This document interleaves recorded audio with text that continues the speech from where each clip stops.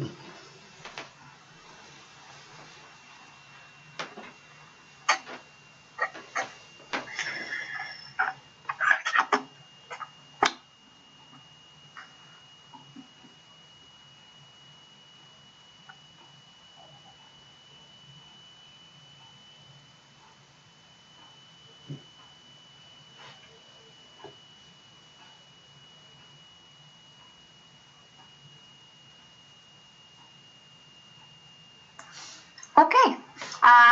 Good evening. My name is Andrea Corcoran. I'm the board chair, and I will call this special meeting of the Stratford Board of Education to order at 7:15, and tonight is Monday, January 31st. Just a few things. We do have a quorum. Just a few things before we get started. Since this is a special meeting, there will be no public forum this evening. We have been receiving a lot of correspondence. I appreciate people reaching out, and we will be having a public forum at our regularly scheduled meeting next month on February 28th. This is a live stream meet, so you can find the link to watch this on the district website. To my meeting friends right now, when you speak, please identify yourself and your position. Please mute yourself when you are not speaking. And please use the raise hand feature to get the floor. I'm going to show you mine right there. And if I do not see you, then wave wildly, and I promise I will try to find you. We will begin this evening with the invocation and pledge led by Mrs. Welty. Thank you. Good evening, everyone. We beseech you, Almighty God, to bless this meeting of the Board of Education. So guide and rule over our hearts and our minds, that all our deliberations and decisions may be in accordance with your will and lead to the advancement and welfare of the community of Stratford whom we serve. Amen. Now please join me in the Pledge of Allegiance. I pledge allegiance to the flag of the United States of America and to the republic for which it stands, one nation, under God, indivisible, with liberty and justice for all.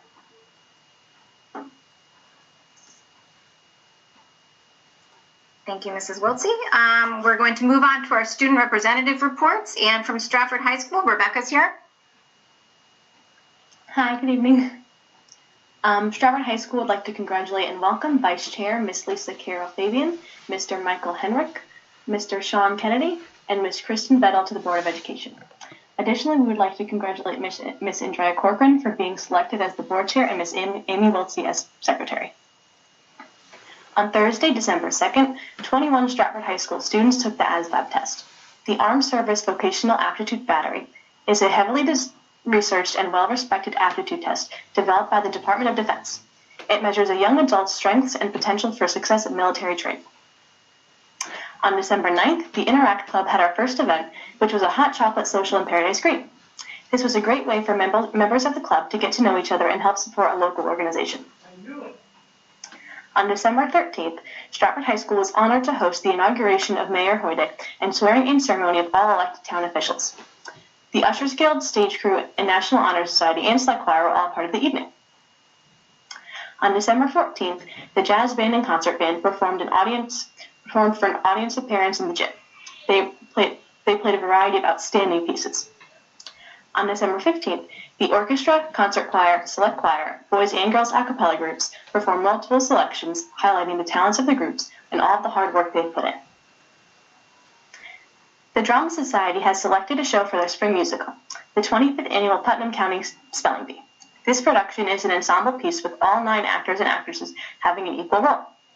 One writer went on to say that the musical comedy has some of the best one-liners in musical theater history. On Tuesday, January 4th, thanks to the efforts of many in the town of Stratford, we were able to pass out 248 home COVID testing kits. Since then, the number of tests distributed continues to rise as we have them available for our students, families, and staff when necessary. On January 5th, the Stratford High School and Benell High School took part in a virtual focus group for the Partners in Educational Leadership, where selected students were able to discuss what it is to be a member of the Stratford Public School System. This was a great opportunity for communication regarding how students in the Stratford Public Schools community feel about their experiences in school. On January 18th, we learned that the Stratford High School earned the the College Board's Advanced Placement Science Female Diversity Award for expanding young women's access to AP Computer Science principles. Stratford High School is one of 760 schools in the entire country and one in 17 in Connecticut to receive the award. All too often in athletics, we talk about the success of teams specifically winning, which we will get to. But I want to start off by reading a letter from Mr. Ted Olszewski, Assistant Principal of Wilcox Tech High School and high school wrestling official. Dear Principal Delapiana, I had the pleasure of officiating the Stratford versus Massac wrestling match last evening. It was a lively and enjoyable match between both teams. When the varsity match concluded, several sub-varsity matches were wrestled. It is one of these matches I would like to share with you and bring to your attention. There was a wrestler from Massac with visible challenges associated with Down syndrome. He was scheduled to wrestle a young man from your school, freshman Giuseppe Amat Paredes. If anyone in your school has a video of this match, I would strongly encourage you to watch. As the two wrestlers began competing, the skill differential was apparent. However, Giuseppe encouraged the young man throughout this match. Inaudible to very few spectators, but certainly heard by me, were incredible and encouraging, compassionate prompts from Giuseppe. When the young man from Massac became frustrated and exclaimed, "I can't," Giuseppe quietly said, "Keep going, just do your best." These types of comments continued throughout the match. I am most certain that Giuseppe could have won the match in the first 30 seconds of the first period. However, the match lasted all 6 minutes, with the young man from Massac prevailing 12-10. Both teams, all spectators, and certainly all personnel within the gymnasium understood the gift Giuseppe shared with this young man last night. I could write about this match for the next 3 pages, but I believe you will be able to deduce the power of Giuseppe's compassion, humility, and graciousness. These incredible qualities are not as prominent throughout society as they should be. I am grateful and honored to have been a part of this truly special experience. If there is any award within your school, please consider Giuseppe as a worthy recipient. Furthermore, as president of the C-Team chapter of the National Wrestling Hall of Fame, I would like to invite Giuseppe to our banquet on April 30th, 2022 at Foxwoods Casino. I will be asking the chapter committee to absorb the cost of this invite, but if they don't, I will use the fee that I am being paid for last night's match to cover the cost of the invitation. Please share my observations with Giuseppe, your coaching staff, and wrestlers. Your team created a magical experience for a young man. You should be extremely proud of the way your wrestling team represents Stratford High School. If you have any questions, please do not hesitate to contact me. With great respect and appreciation, Ted Olszewski. Our boys basketball team is currently 9-3 and in the second place in the SWC and seated 10th in the Division II at state level. Girls basketball currently stands at 6-7 and is in the running for a state playoff. Boys and girls indoor track are having an amazing season. As of today, we have 19 boys who qualified in 9 events and 16 girls in 8 events. Our BHS/SHS co-op boys swim team continues to improve and recently had a big win against the team made up by foreign and law high schools. Wrestling has had both team and individual successes and is gearing towards the SWC and class championships later this month. Both cheer and dance are getting ready for the SC and state championships that are happening in February and March. Thank you for the opportunity to present. Thank you so much, and thank you tremendously for sharing that letter. That's such a lovely story. Thank you. And we also have Rayhan with us from Bunnell. All right, good evening, everyone. My name is Rayhan Nagadu, and I have the honor of being the Bunnell student representative this year. Once again, thank you for having me this evening. We are happy to report that this month we kicked off our Bulldogs in Training initiative.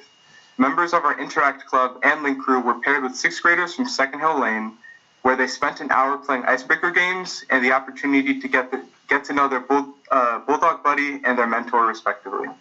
We look forward to expanding this program with students from Franklin School in February. To the math department has begun AP tours to encourage students from Algebra 2, Pre-Calculus, and Calculus to choose an AP course for the 2022-2023 school year. Students are able to take AP Calculus AB, AP Calculus BC, AP Statistics, or Multivariable, which is our independent study. Our AP teachers took AP students along this tour and spoke to students about the strategies they had used this year to be successful in an AP course. Students were asked pertinent questions to understand the expectations of the coursework and relevant summer workload. Students asked if they could begin summer work during the last working period, as students would be able to assist them. We were looking at afternoon sessions for those students who may need this form of instruction. We also have begun reaching out to students, who wish to accelerate their math coursework over the summer through Flip Math Online. Students who are interested and or recommended by their teacher will study their selected coursework over the summer, and they will take a final exam the last Friday prior to school beginning. This coursework acceleration has enabled many students to pursue higher levels of STEM courses, which ultimately leads them to gaining early college experience credit, which is transferable to other colleges and universities. Finally, our juniors have linked their PSAT scores with Khan Academy for individualized practice as we focus on the successful completion of the SAT in late March of 2022. The science department has had a very engaging and productive AP tours as well, with a few of our juniors and seniors, and our AP science teachers. Farah Hamada, Rebecca Lotson, Adam Sawinski, Ardita Begoli, and I spoke to our peers about our experiences taking several AP classes at the same time. We shared how these courses have prepared us for college as well as life skills such as time management, collaborative working, and problem solving. With the AP science teachers present, the students were able to ask any questions they had about the course. Students had the option to visit and observe different AP classrooms during their study halls and have been doing so throughout this week. The science department is also offering students of all grades the opportunity for a paid internship and volunteer positions in partnership with Audubon, Connecticut, ACT.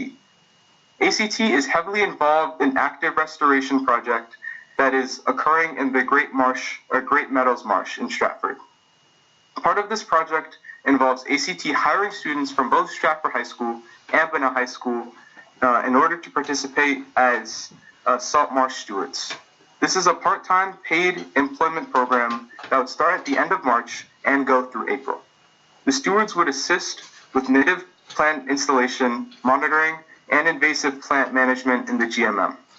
The science department has recruited students already to apply for this opportunity, and during semester 2, we will be going into more of the environmental biology classrooms to provide more classes with this information. The restoration project also aligns with the Next Generation Science Standards curriculum for environmental biology. One of our seniors, Montserrat Martinez Garcia, who is very passionate about restoration work and endangered species in the environment, will be speaking to the environmental biology classes about the importance of getting involved and giving back to your community and making a difference. Our students at Bunnell are dedicated to helping each other succeed and take advantage of the opportunities offered at the school. Student government attended a leadership conference sponsored by the Connecticut Association of Schools. Attendees include Devin Dupre, Jordan Mariano, Eliza Lewin, Morellis Rivera, Candace Mack, Madison Thomas Ferguson, Joey Darabilli, and Paige Fabian. As the science and math departments, along with the science and math departments, the following students also spoke with their peers regarding classes AP Language and Composition, AP Literature, AP Psychology, AP Government, and AP US History. These students include Julia Murphy, Stephanie Lupo, Karina Rivera, Lena Kadek, Grace Garrigan, and Andrea Soretti. Under the guidance of Larry Farrell, the Bunnell Tech Ed students will be participating in the Sea Perch program this spring. Sea Perch is an innovative underwater robotics program that equips students, educators, and parents with the resources they need to build an underwater, remotely operated vehicle in and out of a school setting. Sea Perch aims to reduce traditional barriers to participation in robotics programs and promotes opportunities to engage students and educators in inquiry-based learning with real-world applications. As an educational program, Sea Perch introduces students to basic engineering, design, and science concepts. As a hands-on project, Sea Perch encourages students and fosters key 21st century skills, including critical thinking, collaboration, and creativity. In addition to this, students in the Intro to Engineering Design at Bunnell created cell phone holders and printed them on a 3D printer with Ms. Gray. From our athletics department, The athletic department had members of its captain's council attend a CIAC virtual leadership conference, which was held on January 21st, 2022. The students for the month of February are Wilmer Padilla for indoor track and Maya Soto for girls basketball. At the SWC Indoor Track Championships, Dominic Puzo tied for first place in high jump, while Matthew Stewart took first place in long jump. Savannah Eliza also took second place in the women's shot put. The band recorded their holiday concert, and this was shared with parents prior to the holiday break. The marching band also wrapped up filming their Disney film Chank and Dunk, and all students were paid as sideline musicians. One student even received a speaking line. The director of the film announced that the best scenes in the film were the scenes with the Stratford students, as the actors seemed to have their best energy in these scenes. The director has also indicated that we would like the band to attend and perform at the theatrical premiere in late 2022, early 2023. In addition, our champion indoor color guard and indoor drumline have started their preparations for the season, which begins in February. The course selection process for the 2022-2023 school year is also in full swing. Mr. Spatrino and the advanced video classes have been spotlighting each elected area during the daily Bulldog Bulletin to provide students with a more in-depth look at the different offerings in art, business, family and consumer science, technology education, health, and music. Students in grades 9 through 11 met with their academic teachers to review their course sequencing in English, math, science, social studies, and world language, and were informed of their class recommendations for next year. Students are now meeting individually with their school counselor to finalize their choices in Power School. The Bunnell Men of Color Leadership Group also honored Dr. Martin Luther King by discussing his legacy and how we can continue living up to his dream during our meeting on Tuesday, January 18th. We had a number of guest speakers join us virtually, including members of Alpha Phi Alpha Fraternity, which MLK was a member of, and Reverend Lord, the president of the Greater Bridgeport NAACP. Throughout the conversation, we were able to learn more about Dr. King, and we had an in-depth discussion about how his legacy continues to impact our lives.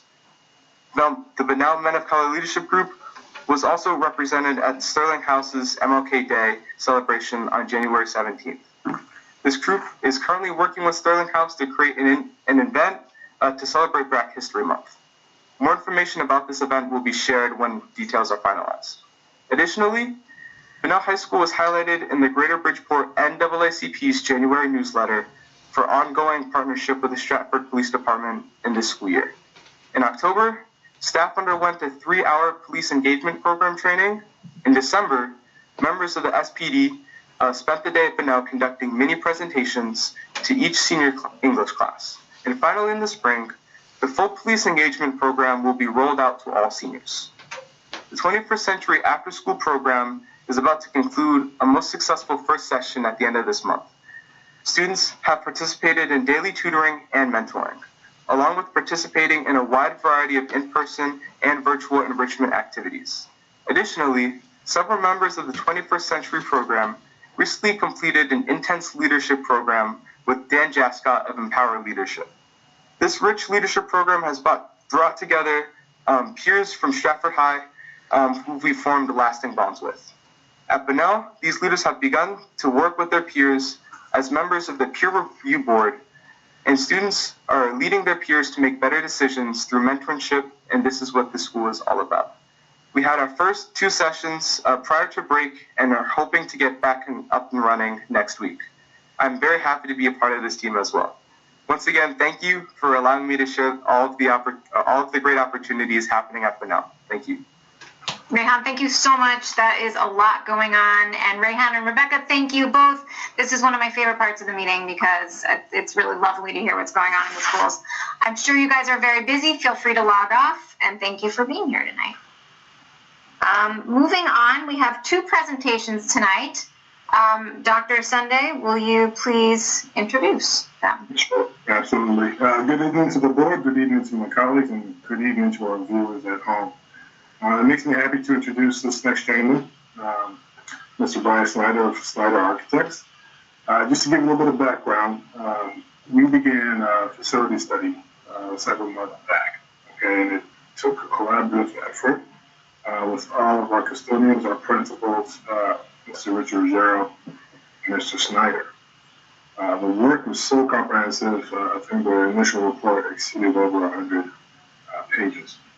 Now, for me, as superintendent, this is particularly useful because part of my vision is ensuring that students of Stratford have modern facilities in which to engage in their learning, and our teachers have modern facilities in which to teach. So, what you'll notice is, as Mr. Snyder makes his presentation, I asked him to give an overview, okay, and highlight some of the priority items that should draw the attention of the board. But you'll also notice that there are two of our facilities that are noticeably missing from this presentation, and that's the Victoria Soto School as well as Stratford High School. Okay, those are beacons in the region in terms of the quality of the facilities. But the other facilities that we have, some of them need some attention. So without further ado, I would like to introduce Mr. Brian Snyder. Hi, good evening. Thank you for this opportunity to present the body of work that was completed this past summer and fall. I am not sure, Teresa, are you going to put up the PowerPoint, or do you want me to just talk through it and they already have it to view if they wish?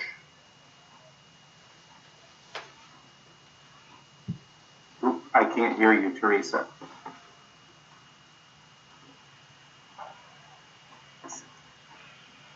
I didn't hear what. I apologize, trying to unmute. I thought you were going to put your presentation up, Brian, but I can certainly get it here for you.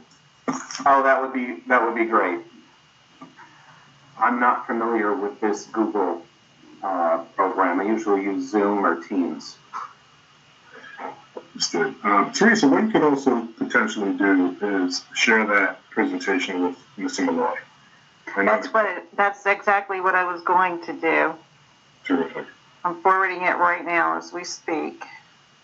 So, Ed, if you could pull that presentation up and share the screen, and then Mr. Snyder, as we go through the slides, simply prompt Mr. Malloy whenever you would like for him to transition to the next. Sure.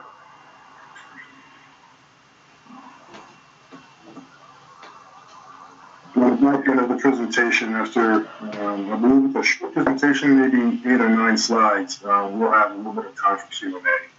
Well, actually, I think I can do it. I sent it to Ed too, just in case, Brian. Sure. Yep, I think you're going to get there.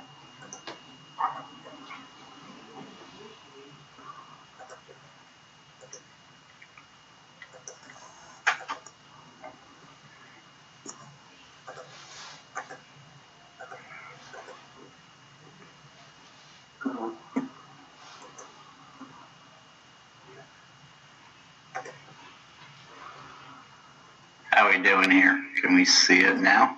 Yes. Yeah. We have to go to presentation. Is this, that's a PowerPoint, I believe. Let's see.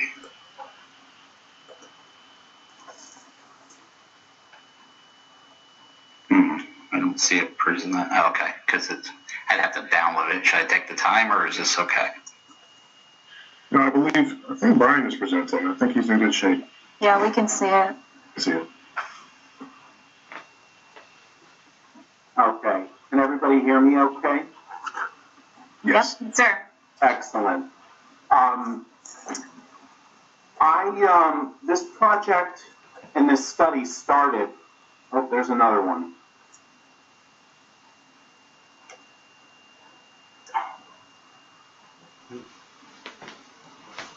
That's fine if you want to share it, Ed. I believe I'm sharing it right now. Yes, Yeah. if you can go to the next slide, please. Sorry. That's quite all right. This study was conducted by my firm and in conjunction with Peterson Engineering Group out of Norwalk. They're a mechanical, electrical, plumbing engineering firm. And we started by we went to every school, and we walked pretty close to all million square feet of the facilities that we visited. So we spent a lot of time in the schools. There's multiple building systems. For example, windows would be a system, the boilers would be a system, the roof is a system. And each of those systems, if you got the full copy of the report with the spreadsheets in it, we ranked the value of the systems from a 1, which is a high priority system, like a roof. You don't want your roof to leak, or a boiler, also rating number 1, a very high priority system. So those systems, as you go through the report on your own time, you see the systems that are rated number 1 in priority. You know those are critical systems. If you see a system that's rated a number 4, things like finishes and cabinetry that are non-essential are rated at that low priority, and then other systems are subjectively rated 2 and 3 based on their priority. Once a system has been evaluated, we rank, the spreadsheet rates the system on a scale from 1 to 5. 1 being it's in very poor condition, to 5 it's in like new condition. And then there's a column in each report for each school that we subjectively try to ascribe a number of years to each of those systems. After we reviewed all the various building components and systems, I lost my screen. There we go. We did some budget estimating for each of the items that we identified as having a deficiency. Wherever we could do quantity takeoffs, we did quantity takeoffs to up the accuracy of each of those estimates. Whenever you see a dollar item in the report, there's a lot of subjectivity that went into that. So it would be my hope that as you and your facilities committee and the town and Board of Ed administrators review this and start to prioritize, we would take each of those items and have another opportunity to actually scope it out to find out what the intent is for that project and not just use the numbers in the report. They're just trying to get within the ballpark of what the order of magnitude for those particular items would be. Ed, you can go to the next slide. Some district-wide observations. These are very high-level, low-lying fruit observations. Common themes that you will find in the general construction part of the report. There's outdated bathrooms everywhere. Does that mean that you have to do the work? Absolutely not. You don't mind pink and teal tile in some of your bathrooms, so be it. But that's a common theme. There was a lot of outdated bathrooms. Science labs. Some science labs have been upgraded. Others are original to when that building was constructed. Things to think about. Another item, the third bullet down in the district-wide observations, is removal of all carpet, particularly in student spaces. In my personal opinion, I would elevate any existing carpet in student spaces and replacing it with a resilient flooring like rubber or LVT tile is a pretty high priority. Painting. Painting is something that's going to never end. And I would recommend the Facilities Committee, Board of Ed, administrators consider instituting a painting schedule so that every 10, 12 years, every school, the interior gets painted just to keep the buildings looking fresh. It's an easy way to update a tired-looking building. Another common theme, and you've probably been briefed on this, controls is always an issue. Some rooms are too cold, some rooms are too hot, and then when you adjust the thermostats, the system doesn't respond. So there should be a district-wide controls project.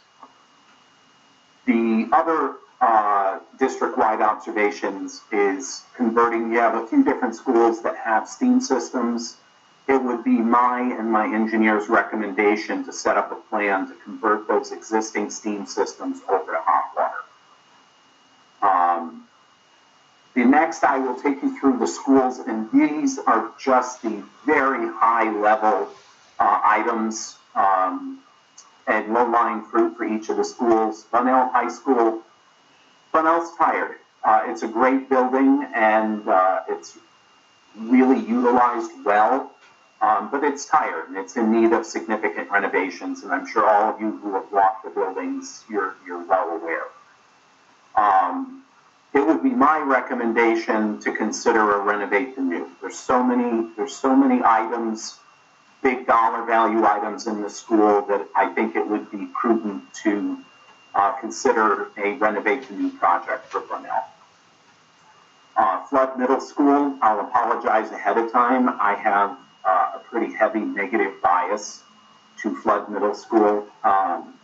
Flood is a bad building, and unfortunately, and that's my opinion, Flood was a bad building when they had the ribbon cutting back in 1970, and it's never stopped being a bad building. All the curves, all the windowless student classrooms, it was a poorly conceived building, and that's another one that I would recommend something more substantial. If not complete reconstruction, at least consideration of reconstruction of the three curved classroom wings, and perhaps a renovation to the auditorium, the pool, and the gymnasium could be considered. Worcester Middle School, Worcester, I would classify as fair to good condition. The roof is scheduled to be replaced this summer. There's several classrooms that still have carpet, and as I noted earlier, I would elevate that project as soon as the district and the town can take it on. Common theme, outdated bathrooms, door replacements, and the other district-wide item that wasn't listed above is in the middle schools and the high schools are these enormous locker rooms with gang showers. Those spaces are not utilized at their highest and best use. So I would consider at some point looking at those spaces and finding better ways to utilize those spaces, because we're no longer using gang showers and these massive changing rooms anymore. It's changed over the last 40 years. We'd also recommend a boiler quick replacement and conversion from steam to hot water for Worcester. Chapel Elementary School. Chapel, I would say, is in good to very good condition. The roof is scheduled for replacement this summer. Is one of the projects, and also a boiler replacement at some point. Eli Whitney Elementary School, I classified generally in good condition. Cosmetic things like bathrooms, cabinetry, and some exterior doors need some replacement and renovation. Franklin Elementary School also, I would consider in good condition.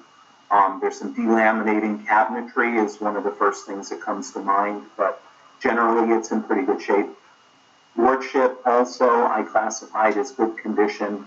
At some point windows need to be addressed there, but at the moment they're still holding up, they're still usable, there's some tracks that are wearing thin. Bathrooms, cabinetry need updating. Nichols Elementary School, I also put in the generally good condition category, bathrooms, cabinetry, common theme, and the mechanical engineer noted that the boilers at some point need to be replaced. Second Hill Lane, I would rate a step up, kind of like Chapel, from good to very good condition. This roof is scheduled to be replaced this summer. Stratford Academy Johnson House, I rated as generally good condition. There's some significant problems that I presented at the facilities plant meeting. There's a lot of carpet in that building. I also believe there's some moisture issues that should be evaluated. It's a slab-on-grade building on the first floor, and I believe there's some water vapor. There may be like a high water table in that area of town, and there's some moisture coming up through the slab that's causing some occasional mold and some musty issues, particularly in the summer when it's hot and humid. But the existing carpeting on the floors is complicating that. And I would elevate the carpet removal and replacement to either a rubber tile or an LVT tile very high on my priority list if I was to make a recommendation. Window replacement, there's some issues with the windows, and also that auditorium could stand some renovations. Stratford Johnson House also has a steam heat system that we would recommend converting to hot water. And last but not least is Wilcoxon Elementary School. I'd also rate that along with chapel is good to very good condition. Again, the common theme, bathrooms are outdated, cabinetry that could stand to be repaired and updated, and the boiler replacement. If you were to look at the report, you will find each school has its own little section, and I give a summary that's even more in depth. The summary for each school is more in depth than the summary I just gave you, where you can see a little bit more depth into the issues that we found. And it's separated from general construction issues to mechanical, electrical, and plumbing issues. And with that, I will turn it over for questions. Anybody have any questions? All right, Mike. Mr. Henrik, sorry. Thank you. Mike Henrik, Board of Ed member. So the report itself is complete. Has it been delivered to the town and to the Board of Ed? I have definitely sent it to the Board of Ed, as I believe it's been distributed to you and the Facilities Committee. I'm trying to recall if I copied the town. I'm not sure. Okay. I mean, the buildings, the exteriors of the buildings are owned by the town. As they go through their budgets, it's equally or more important that they have this information. A lot of those decisions fall on them into their capital improvement plans, whatever it is. A couple questions about the, and do you know when we'll get those reports? I think I saw a text that we might be receiving them soon. Is there? Yes, the new board members, if you haven't yet received it, you'll be receiving that full report soon. ASAP. So these reports have already been distributed to the existing board members? We received them with our ponies, I believe, in November. Janice, you can probably speak more to this than I can. So we received the initial report, the initial assessment that Brian's firm did, and then it was to be distributed to the different schools so they could collect feedback and send that feedback to Brian's firm to actually finalize the report. That's the last update I have of the process. Maybe Dr. Asante could elaborate a little bit.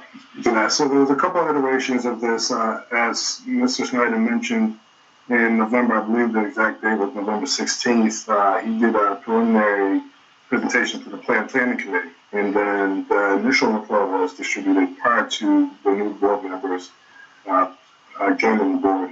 Most recently, I believe probably about a week before I left, the report touched down to my office. So I have not had the chance to go in depth, but I do know it's not vastly different than the initial report. So as you know, I just recently go back into my office and I'll make sure my report gets into the hands.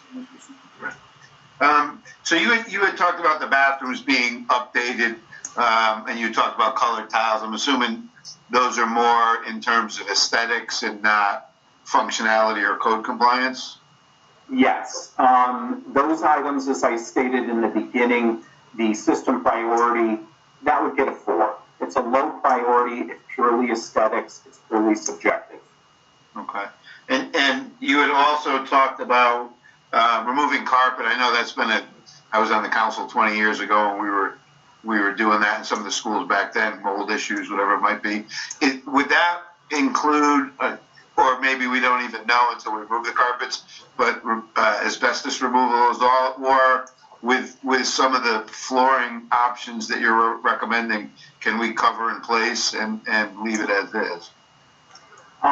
That's not recommended, and in the past few years, whenever that's come up to address floor projects, it's been abated.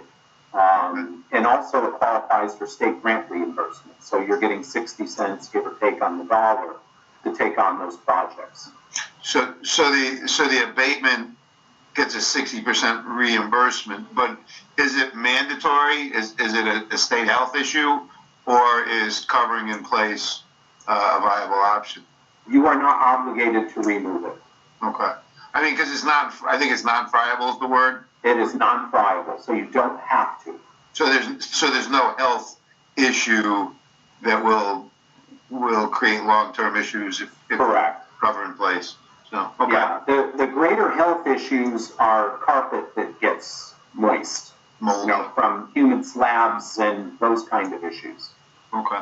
And then you had also talked about interior painting, and I don't know if you would know this or who would, but the interior of the buildings, the painting of the hallways and what might be, is that a Board of Ed responsibility, or is that also incumbent on the town to attend to those issues? That wouldn't be, how that gets funded is not something that I would determine. Or maybe Dr. Sunday would know where the breakdown goes between town and Board of Ed responsibility?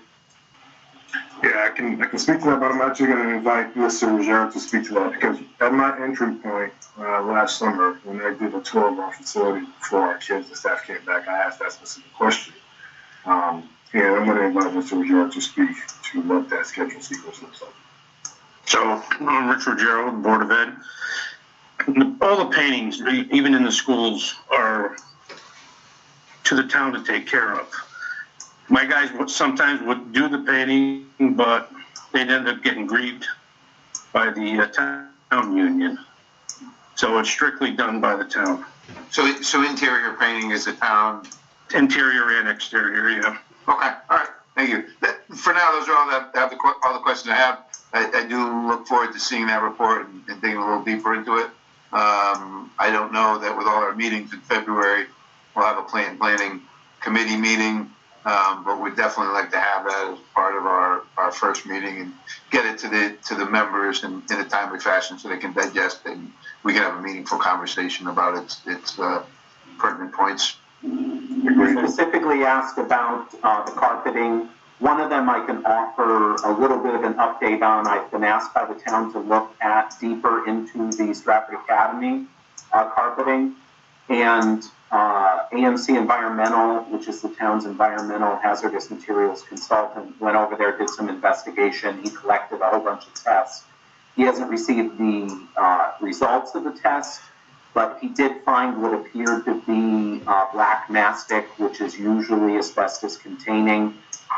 So right now, the preliminary report, it looks like that could be considered asbestos, so it would qualify for state grant reimbursement funding.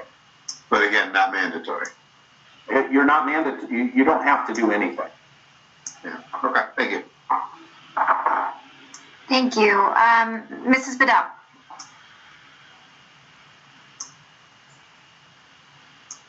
My question was answered. Thank you. All right. Kristen, if you wouldn't mind putting your hand down for me, I'm sorry. Thank you. Are there any more questions for Mr. Snyder? Okay, great. Thank you very much. I really appreciate your time. My pleasure. Thank you. Thank you, Brian. My pleasure. Okay, Dr. Sunday, will you introduce our next presentation, please? Sure. Next, we're going to be seeing a presentation on our residency program. I am going to introduce Mr. Michael Imbro, and what we're going to look to do is present on some of the work. I do know that prior to my entry in Stratford, residency has been a high-profile topic. Okay, and there are a few things that we need to tighten up, but I think there are also probably some questions that are out there that probably need better clarification. Ultimately, our position is firm. Okay, we want people to move to Stratford, but if they're going to go to our school, we want them to do it following the right protocols, and we want them to be members of our community. Obviously, when you have something good, people want to be a part of it, and there's other nuanced situations that do emerge over time. So what you're going to see today is a presentation by Michael Imbro about our process, and then on the back end of the presentation, we'll field some questions from the board. Okay, Ms. Amber? Good evening to the board and Dr. Osunde. Thank you for having me. One of the things I want to do before I start the presentation is apologize to the board for missing the November and the December meeting. Unfortunately, I was in the hospital and I just couldn't make it. But I'm here today and I'm more than happy to answer any of the questions that you may have. I do have a slide presentation ready to go.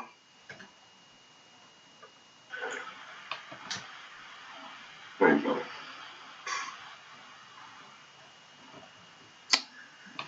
Next slide.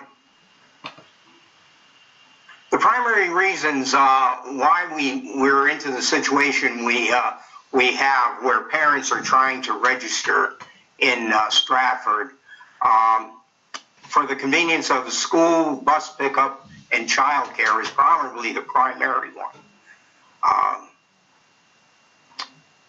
The correct school is not up to the parent standard. That plays a part somewhat, but not great. Student wants to remain with friends. Families tend to break up. They get divorces, and usually it's the mother that has the children and ends up moving, and usually moving to another town. The children want to remain in school with their friends, and this becomes an issue for us. Student wants to graduate or finish year with classmates. That's a big thing, but for the seniors, we already cover that. So that's really not a priority. And then parents feel that Stratford schools are better. That plays a part in it, but not a big part. Next slide. The investigative process. We have a very intense investigation process. We get our leads from reports from the teachers and the school staff, sometimes from bus drivers, reports from family of the people that we're looking at, their neighbors, landlords, or friends. And lastly, anonymous phone calls and letters from citizens from within Stratford. Next slide. Reporting suspected violence, suspected residency violations. Thank you. The reporting system, they could call my office. We have put this out to the public that they can call my office on the phone, or they can send an email, or they can call the residency tip line and leave an anonymous message. Staff members, people that work for the Board of Ed, can fill out investigation forms, which all the schools have, and submit it to their principals. All reports that are made to my office are investigated, no matter how slight. Sometimes we just get a first name, sometimes we just get a grade, and we try to work the best we can, but they are all investigated. Next slide. A case summary. These are the cases that we have had since September 2nd to January 20th. It's 24 cases. We've had one enrollment issue and 6 address changes. Now, most of those have turned into the investigations, which makes up the primary bulk of my work. Next slide. Outreach sources. I try to use as many sources as I possibly can to identify and resolve the matters. The general public, family members, Board of Ed and school staff, the police departments, private investigators, state and local agencies, and we just formed, just before the pandemic, a regional group of officers that are my counterparts. And we've had 2 meetings, then the COVID hit, and we haven't had any other. We have another one coming up next month. So it gives us a chance to see what other towns are doing and how they're handling situations. I can tell you other towns have the same problems as we do. Next slide. Investigation activity. Dr. Osunde came up with a spreadsheet which I've been doing to help track the cases that we've been doing. It makes it a little bit easier to see what's going on and when we're doing it. Next slide. Next slide.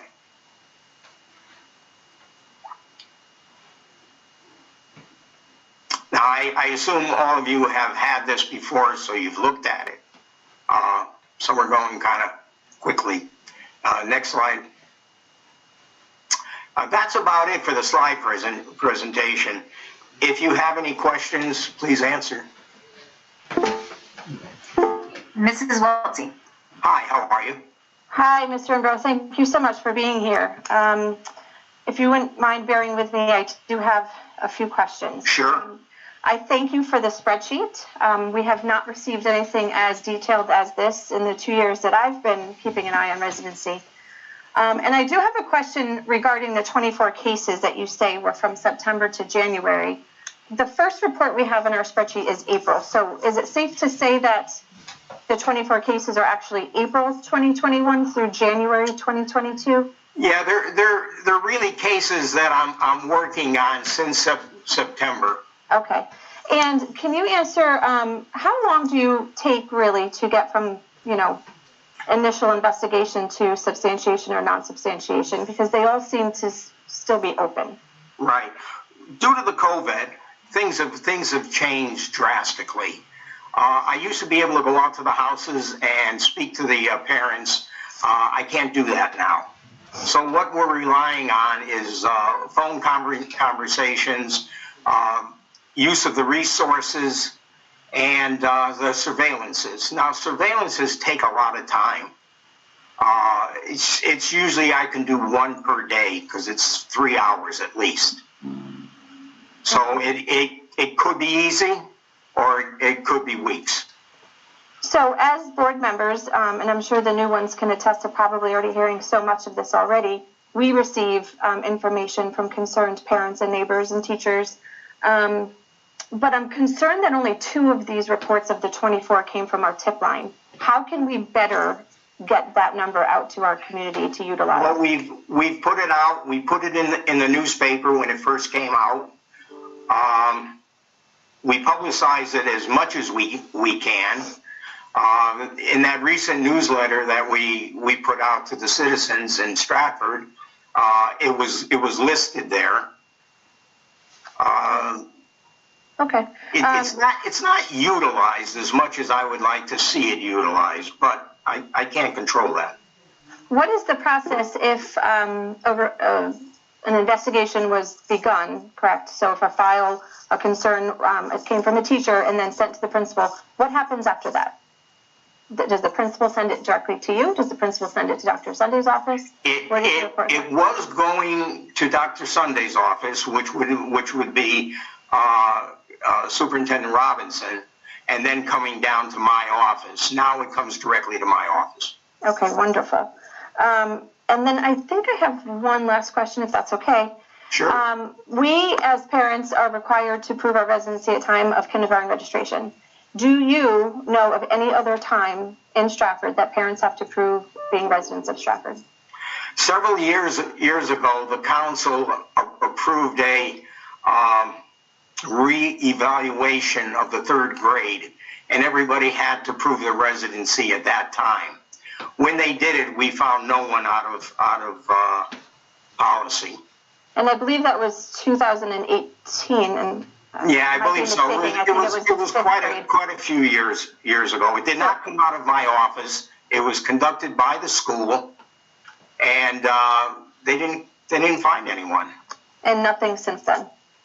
No. Okay. I will hand it over to anyone else that's got questions. Thank you. Mr. Henrik.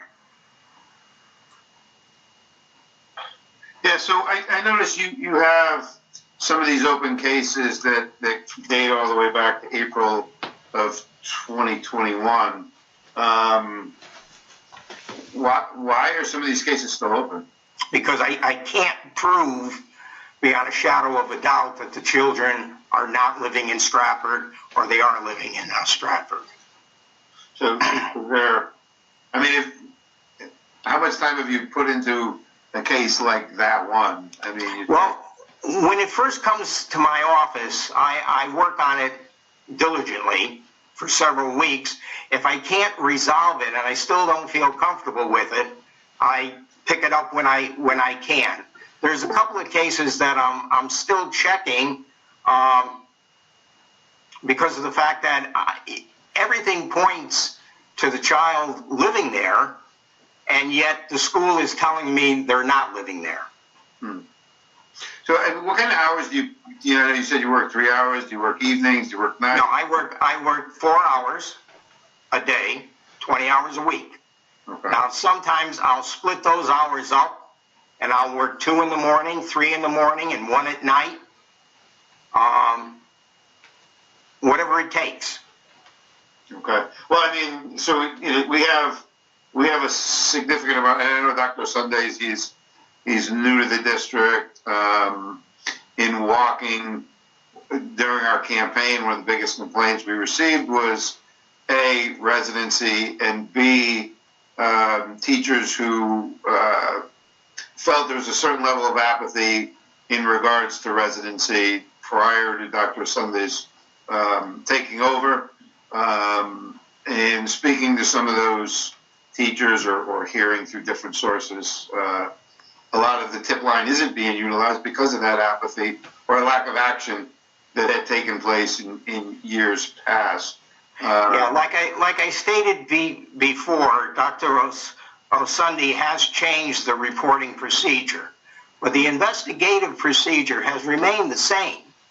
I'm just as active as I was with the other 2 superintendents. And I know you don't remember, but you had told me a few years back that residency was a huge issue in Stratford, and you were finding significant cases, but they weren't being resolved. So, well, I don't remember that. You had brought that to me before, and stating that I had 100 cases that I couldn't resolve, and that's not the case. I never said that. It is an issue. It's not a big issue. Yeah. It's a constant issue. Well, it's something that has to be worked on a continual basis. Right. So I know schools, some of our neighboring districts like Milford and Shelton require annual registration of all students. Yeah, they do. I don't know about that. Well, it's hard enough to get the parent to properly register the student on enrollment. Well, Chief McNeil is a resident of Shelton, and he's told me he has to register his kids every year. Okay. And I have friends from Milford who say they have to do the same. West Haven, what they tell me, West Haven is a huge issue with registrations taking place, or with Milford has a huge problem with West Haven. Yes, they do. Issue. So, but I'm told that those 2 schools, and I tend to believe Chief McNeil when he tells me that every year he has to register his kids in Shelton. But I just wonder why Stratford doesn't pick up some type of a policy like that in regards to annual registration to verify people move out of district. I can't answer that. That's something the board and the superintendent has to decide. Right, but it's something we do once, and it stays in place for the entirety. And perhaps some of these residency issues could be resolved by instituting a new policy that was a little more rigid in our requirements. But for now, that's all I have. So. Thank you. Thank you. Mrs. Bedell. Hi, Mr. Enbro. Thank you for joining us tonight. How are you? Just a quick question. Well, 2 questions, if you don't mind. No problem. Under the cases reviewed, the pie chart that you put up, there's enrollment issues, address change, investigation. Are the enrollment issues and the address change cases that are resolved, or still under investigation, or? They turned into investigations. Some of them are closed out. Some of them are still open. Okay. What would constitute an enrollment issue? What is there kind of a definition to that, or is it just? Right, the parent didn't provide the proper documentation. Okay. They may not have had a landlord's lease. They may not have had a mortgage papers. Something was missing, but it wasn't enough to keep the child out of the school. That's the most important thing. Okay. So it comes to me to see if I can get the documentation. In most cases, I can. It's not a real big issue. Okay, great. And my other question was under the chart. Thank you for the chart. The chart's very helpful. The observations column, is that the initial observations that is bringing the issue to you? Or? Yeah, that's the initial one. Okay. Unfortunately, we just started that last month, and it's not complete. It's not. Matter of fact, today the superintendent and I made some changes in it. I just wanted to make sure that I'm getting the progression there. So right, it's not a lot of the spaces aren't filled in because I just haven't had the time to do it. Okay, thank you very much. You're welcome. Ms. QP. Thank you. So I just want to clarify something. Mrs. Wiltsey mentioned that as board members we're receiving, complaints about residency. I've never received a complaint about residency as a board member, or when I was a parent, I never heard, just a parent in the community, I never heard anyone complain about it.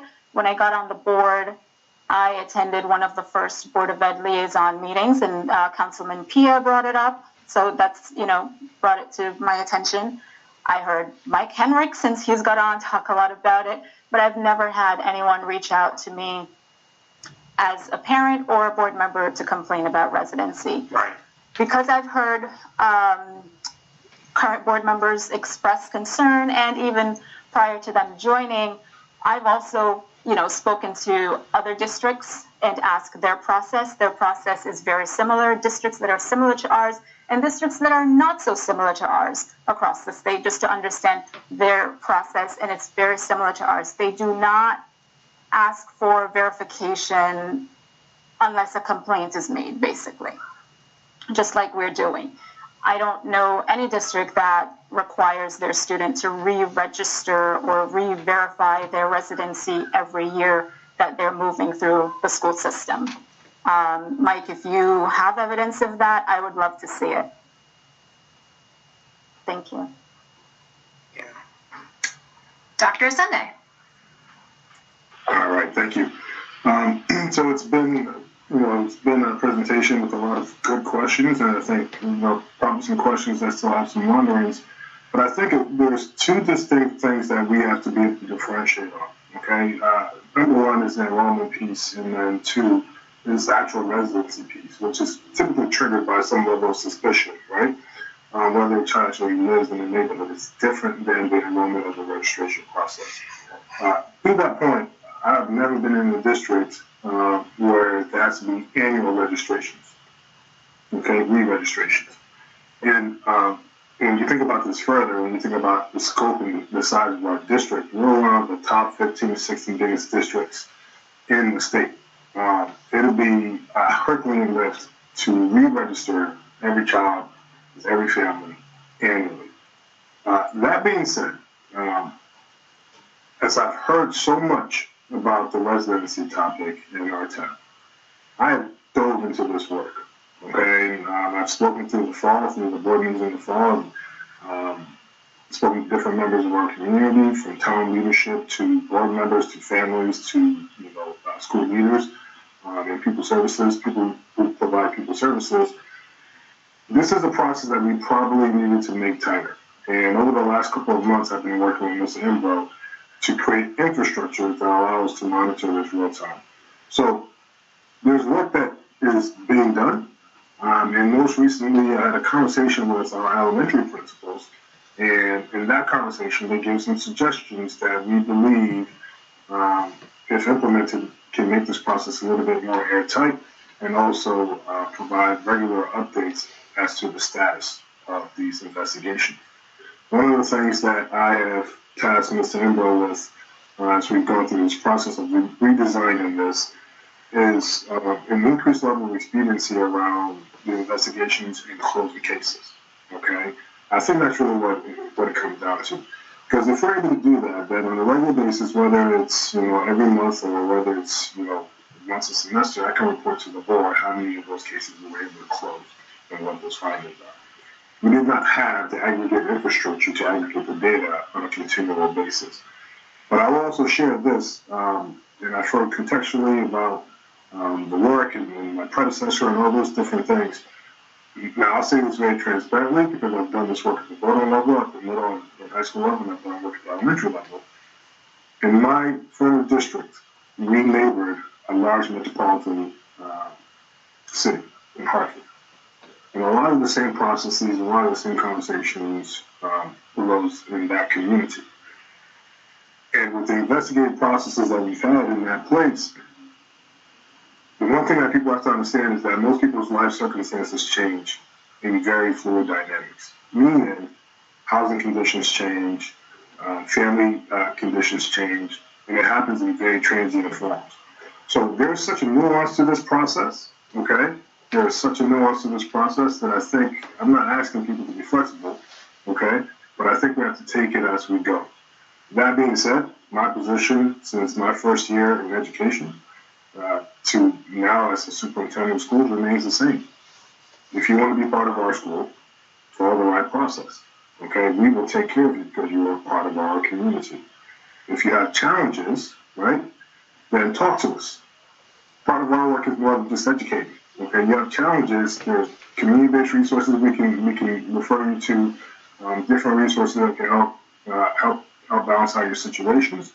But we're about integrity, and if that has not been a core construct, that's what it's going to be moving forward. So there's still a lot more work to do. Continue to encourage community members if they have suspicion, without being abrasive. Okay, without being abrasive. To our citizens, notify us and we'll investigate it. If we find that there's reason, I'll respond to it out of my office, and if we find that there is no reason, or justified reason, then those children and those families will continue to remain a part of our community. So more work to be done. I'll continue to work with the city of Durham. I'll continue to work with our principals, but the process is not as clean cut as most people think.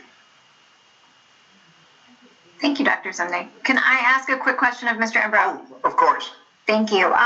Do you know offhand how many kids are generally withdrawn from our schools each year due to residency issues? Yeah, I can't really answer that because once the reports are sent up to the superintendent's office, I stop my investigation and I don't get any feedback on it. So I think the superintendent's office would be able to tell you that. But let me leave with one more thing. If anybody knows of anyone that is living out of town, just call my office, send me an email. I'm more than happy to look into it. And I say this, I've been doing this for over 10 years, and I say this to every board that I speak with, and very few. I've had a few board members call me, but for the most part, I don't hear anything more. So if you do hear something, let me know. So, Mrs. Cochran, to answer that specific question, I can't speak for previous years, but I will share with you that I reviewed the case that was forwarded to my office today, that you touched my desk today. That's going to result in a letter from my office to the family notifying them of a withdrawal, okay, unless they can validate evidence that they live in our community. So as of right now, in the 2021 school year, we have one case, and I know we have some open cases. So we'll continue to support Mr. Embro as he proceeds with his investigations, and then we'll figure out what the results generate. Thank you. Thank you for having me.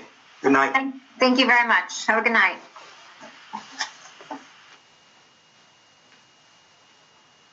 Okay. Moving on to our administrative executive report, and we will hear Dr. Sunday now. Thank you. All right. Again, good evening to the board. I appreciate the questions that you have for our presenters. I think those are two topics that are very important, particularly as we get into the second half of the year. That being said, we did wrap up our first semester. It's only been one semester, but it feels like a full school year already. I do want to give a tremendous amount of credit to our professional community and our kids. It has been a bumpy fall, and the holiday break was a little bit more taxing than probably needed to be. But I am so proud of our school community, our staff, our kids, and our families for the way they really came together to respond to some of the challenges presented to us by a spike in transmission rates. Incredible. And I think you all have heard the narratives of, the efforts of our staff, and we were short-staffed, and looking at that COVID dashboard that we have in our district, those numbers exponentially grew. But the people and professionals in Stratford kept showing up every day. I've been a lot of places. As I said, this is my 5th district, and I'm not saying this just because I'm the superintendent of schools. I can't speak with any higher level how impressed I am with this professional community. We're seeing a downward trend in our numbers, in our COVID numbers, and that's definitely going to benefit us. I do want to draw attention to the work of Pam and Jeannie. She was able to work with town leaders, with district professionals to secure the resources from the state and distribute that at every one of our campuses to get these resources into the hands of our families. Larry Ciccarelli was a key participant in that, as well as so are all of our principals and a few of our assistant principals. So big appreciation and shout out to Pam and Jeannie and her team for the work they did in that direction. Speaking about the downward trend in transmission rates, we're seeing increased attendance in staff for obvious reasons. We're seeing increased attendance with our students for obvious reasons. I do want to draw attention to the fact that our numbers are still high as a community compared to the state, okay? But we are trending in the right direction. Kim Velasquez and the head of the board just keep me updated on a regular basis, and I do my best to report our analysis to our staff and to our board. You will also notice that last week we opened up our facilities and provided families access. Because of the spike on the holiday break, we shut down access to the buildings. Although our numbers are still high, based on our analysis, we felt comfortable opening our capacity at 50%. We received a lot of favorable feedback from our families, and particularly families and students who are involved in extracurricular activities. So we're trending in the right direction, okay? We're hoping that those numbers continue to trend out in the right way. I want to share that a few weeks ago, I was a participant in the Sterling House MLK event. Actually, the Stratford Board of Education, our students and staff were very well represented there. And I also want to give a quick shout out to Board Member Kennedy, because he was there as well. But it was just an outstanding demonstration of community. As you know, Sterling House is a rock. It's a pillar in our community.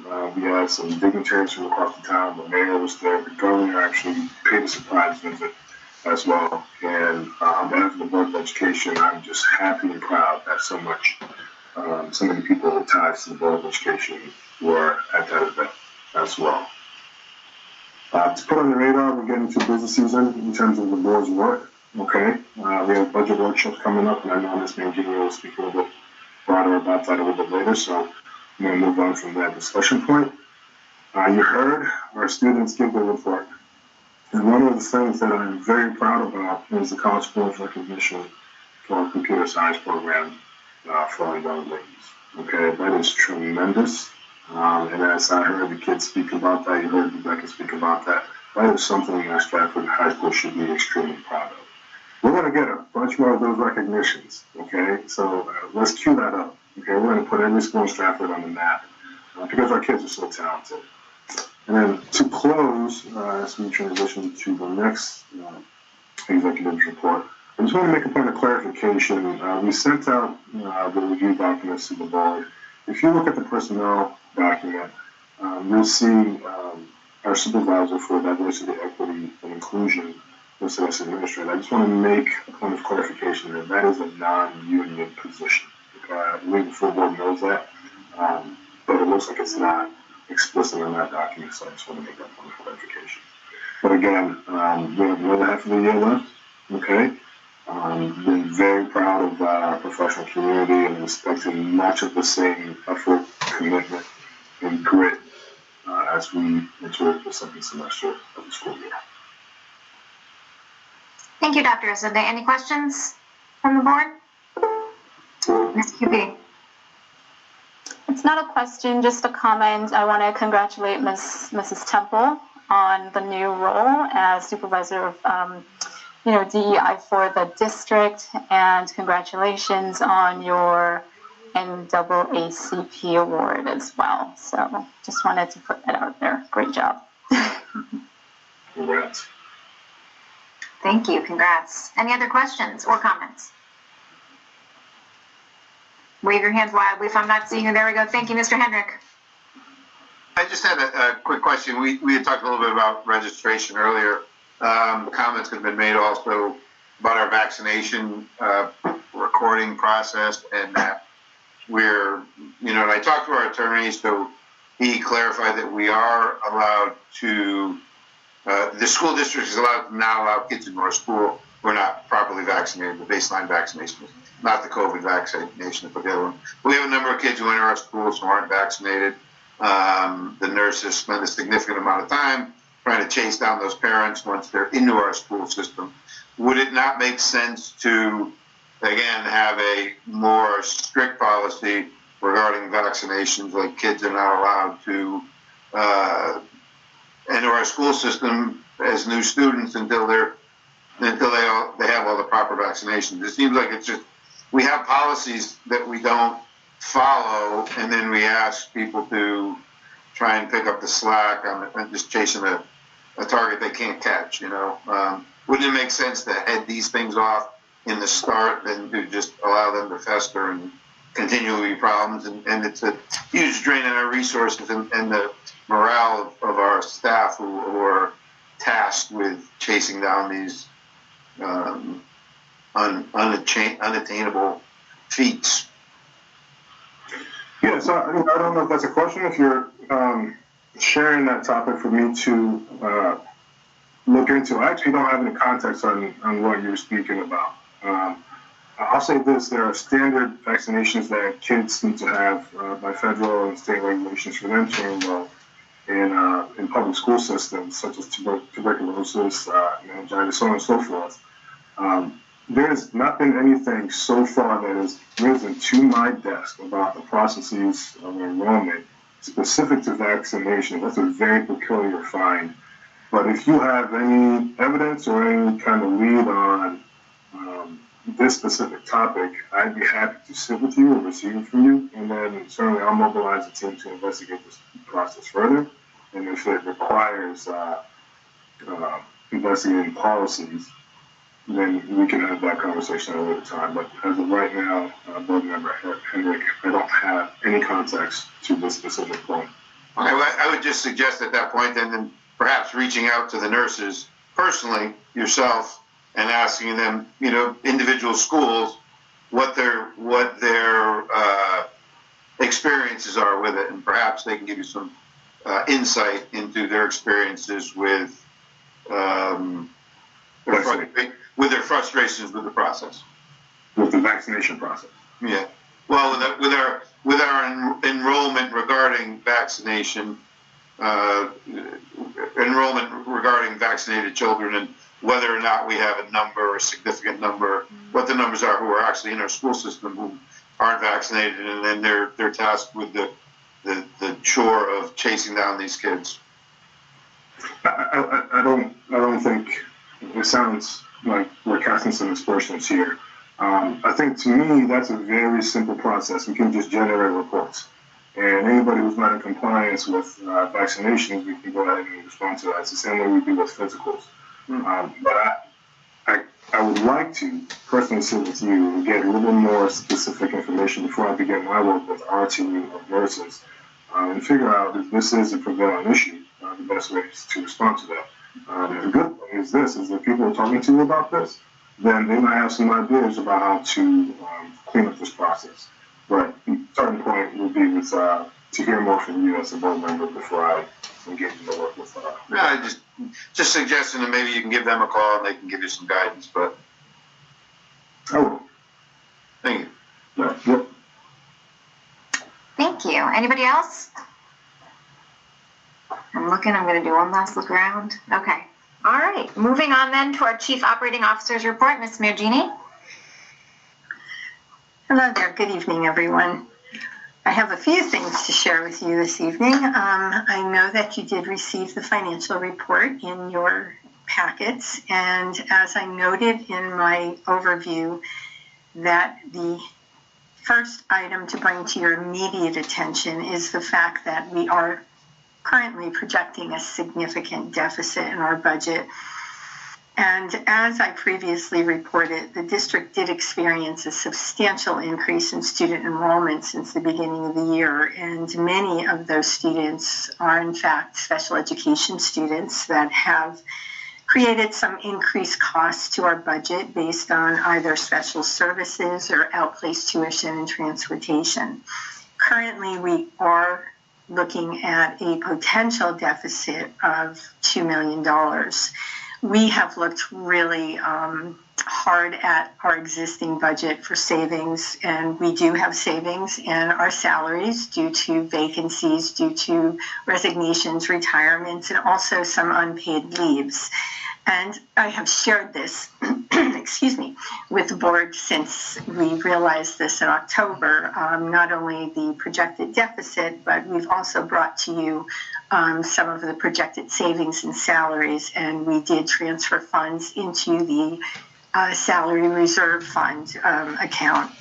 And we have some additional savings that we will be bringing to you next month. So we're cautiously optimistic at this point that perhaps we can absorb half of this deficit. We did put the spending freeze in place back in October.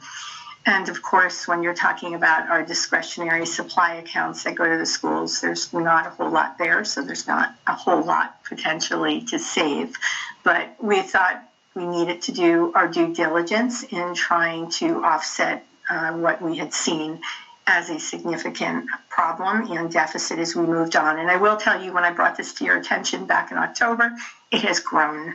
Mrs. Borges and I worked together to put together a report that was also in your packets this evening, and she can give you a little bit more information. But we are trying to give the board as much data as possible that really reflects what has happened to the budget. And it's very similar to what occurred last year. And you will see through Heather's report that it really did start in January of last year, where we've had a significant increase to students moving in and ultimately to our costs of special education. In addition, excuse me, we have made the town aware of this as well. We've had a number of conversations with the mayor's office as well as the liaison committee through the past few months. And it is important that the town is aware of this and early on, because ultimately we will do our absolute best to absorb this deficit, but it's going to be a challenge. And of course, the town is ultimately responsible for the financial deficit, so they need it to be aware. And I talk to them on a regular basis, so they are aware of the situation, and we'll continue to keep them apprised of it as we move through the fiscal year. The other item that's in your packet is the grant report from Dr. Clemmy, and he does reflect year to date all the grant awards, encumbrances, expenditures, and your remaining balances in each of those accounts, both for public and non-public schools. And I'll pause there if anyone has any questions on those two areas. Mrs. Bedell. Hi, Mrs. Mangini. How are you? Hi there. Good, thank you. Just a quick question on the enrollment numbers. We've heard a few times that the enrollment numbers have gone up, but in the enrollment report that we've received from 2020 to 2021, the numbers have actually gone down. Is there something I'm missing? The total enrollment, of course, the total enrollment did go up. If you look at your total in-district subtotal of students in all of our schools, not outplaced, not homebound, not choice schools, we went from the far right column, January 4th of last year, we had 6,664 students. We currently have 6,807. Okay, so that's it is an increase of 143. Okay. Okay. Thank you. You're welcome. Mrs. Wiltsey. Thank you. I wasn't sure how Mrs. Borges was going to get a chance to present, but I just wanted to take the opportunity to thank Mrs. Mangini and Mrs. Borges for this amazing report this month. I don't think that we have ever received something that's just so self-explanatory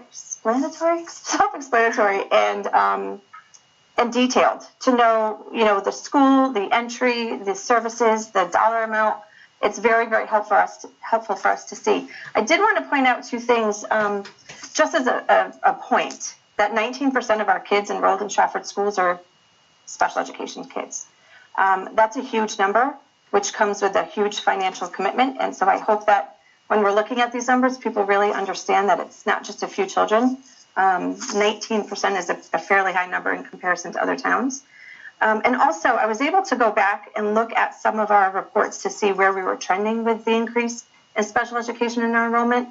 And just in 2018, we were at 990 and currently at 1322. So in 3 academic years, we are up almost 400 kids diagnosed and identified with special education needs. So I guess my question just would be, after my thanks and my praise and my concern and my worry, is to, take a minute to maybe educate us as a board or educate the community watching as to what may have changed, and something separate than kids moving in who are special education kids. Would it be diagnostic? Would it be increased testing? Is there anything glaring, Mrs. Borges, that you could identify as something to cause this increase? One of the things, first of all, our students with exceptionalities make up a wonderful and amazing portion of our town, and they do such amazing things that they share. So I want to, first start by saying how much I enjoy working with our students with exceptionalities. 2, over the past few years, Mrs. Wiltsey, the number of students with exceptionalities overall across the country have increased. Part of that is due to just a general awareness in child find. People are more alert. People are watching more. You'll see right down to our preschool numbers, because I oversee even the birth to 3. We have had an increased number of students involved in birth to 3, so parents are more aware that there might be something going on with their kid at a very young age, and the services are beginning at a very young age. We are then transitioning them into our school district, and then in our school district, our teachers are more aware, our parents are more aware, and people become more concerned, and it's our obligation under the law and under Child Find to make sure that we are going through the SRBI process, that we are looking at students that might have needs, and we are identifying them. So along with the move-ins, we have had an increased number of students identified after evaluation as a student that needs some specialized instruction. So it's both. Thank you. I would say there's also a large increase in mental health needs, and we're realizing that students with exceptionalities are not only students with physical disabilities that we see, right, but emotional, mental health issues are also extremely important. So I think our numbers are going up because we are an astute, wonderful community that's very aware of our students and making sure that we are providing them with what they need. Thank you so much. The word that you used was awareness, and I couldn't be more proud to know that Stratford is on its toes and very aware and paying attention to what our kids need. I would just stress to everyone how imperative it is for us to really look at these trends and be prepared for more, because this is not going to go the other way, especially given the times that we're in. I think that our kids are going to need more, and they're going to need us more. So thank you very much for the report. It's very, very informative this month. I'm going to make sure that in the next few months you guys get a little additional data, because I think it's important for you to also know the amount of work your students are putting in and your teachers are putting in, because we also exit students. And although the numbers will continue to increase and you're not going to see as many exits as you are entrances, I think it's really important for you to know that that work is going into. Thank you. Mr. Henrik. Yeah, I had a quick question. It's small item, Ms. Mangini. I think you said we had a freeze on the discretionary line item. Did I hear that correct? That's correct, and supplies. Okay, just supplies? Supplies, textbooks, workbooks. Okay, so my question then, I guess, would be, at the previous board's outgoing meeting, which I happened to attend, there was quite an elaborate spread of food. I think I saw a couple of cafeteria workers who more than likely were working overtime, had to set it up, had to sit and wait while the meeting took place, and then most likely clean up afterwards. And I understand Dr. Sunday had given out some awards with some goodie baskets.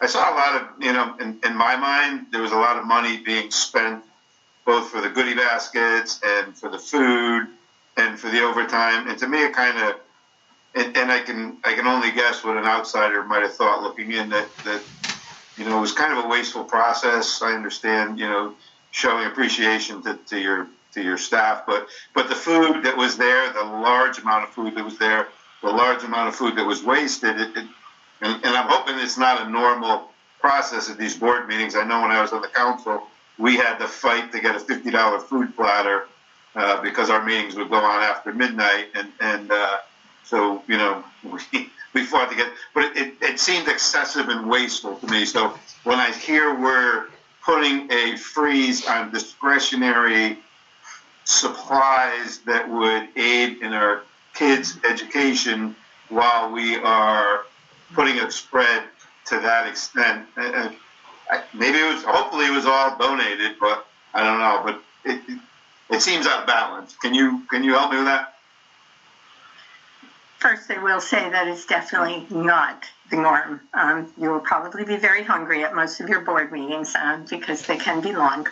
And I don't believe that there was truly any overtime involved, but I can get all the details on that if you're interested. And it is something that I will defer to Dr. Sunday because it is his decision to have that type of a recognition. But I do think, and I will say, like Dr. Sunday, I've been with a number of districts, and quite frankly, board members do a lot. They put in a lot of hours, and I am just going to say Mrs. Corcoran probably knows that better than anyone after the 5 union contracts that she negotiated with me in the past year, one of which went until about 4 in the morning. So I do think that I understand the perception, and I do understand and respect your point, Mr. Henrik, but I do think that it was a nice gesture for those individuals that donated so much time to the Board of Education.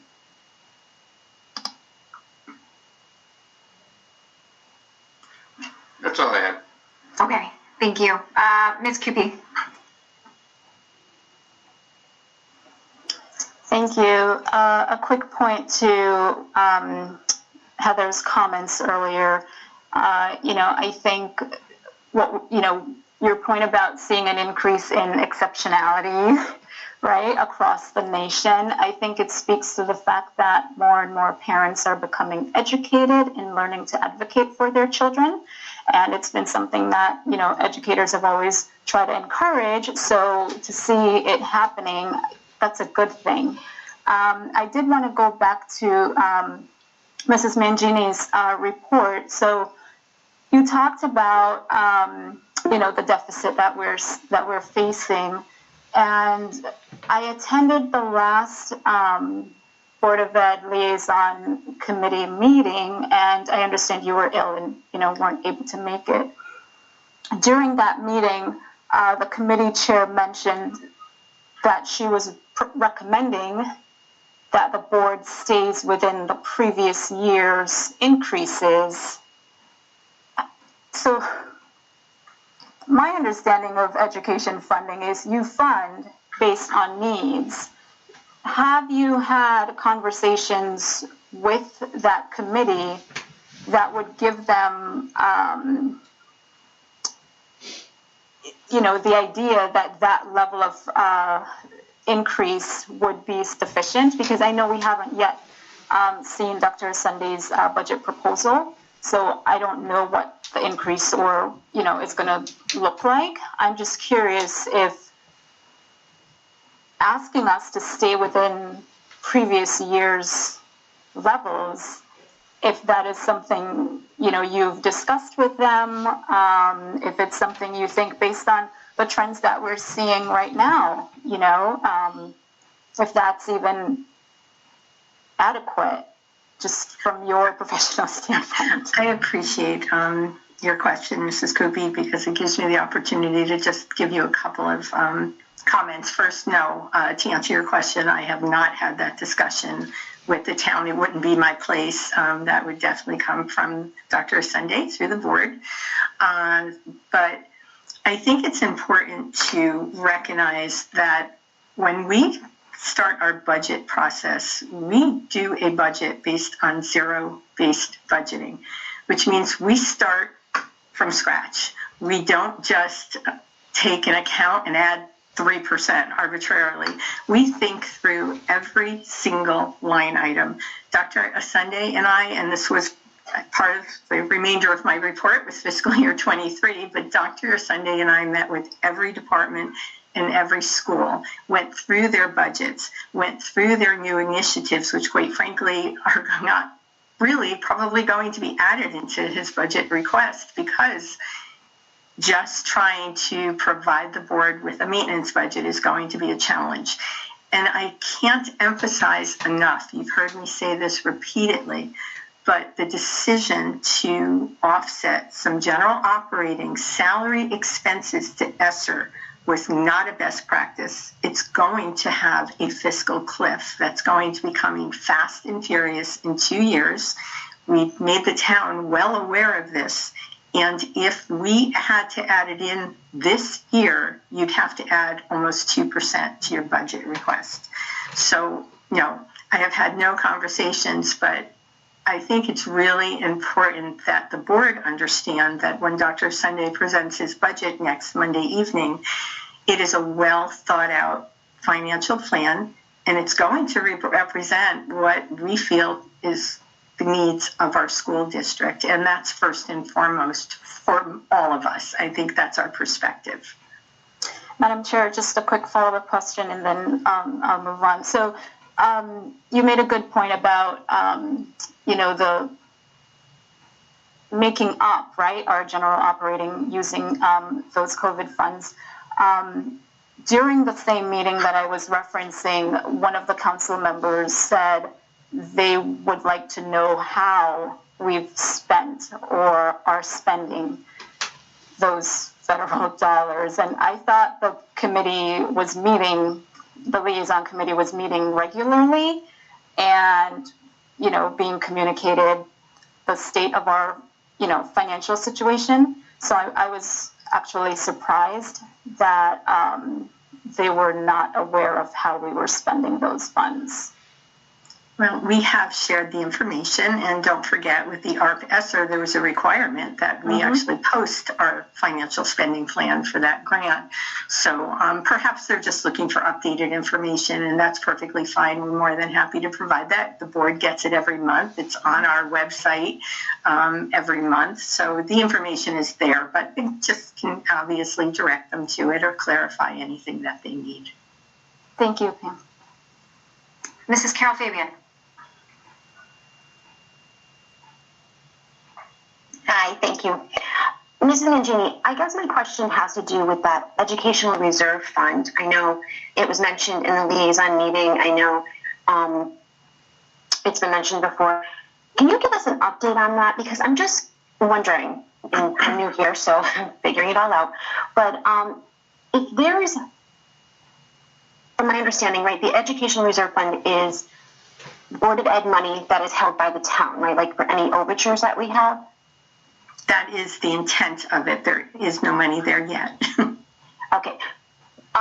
is there money or should there be money in there from previous years? The town is under no obligation to fund it. When I first arrived here, there was talk about establishing the Education Reserve Fund, which I thought was an excellent idea. I've had it everywhere else I've been, and don't forget I have been on the town side, so I'm aware of that part of it as well.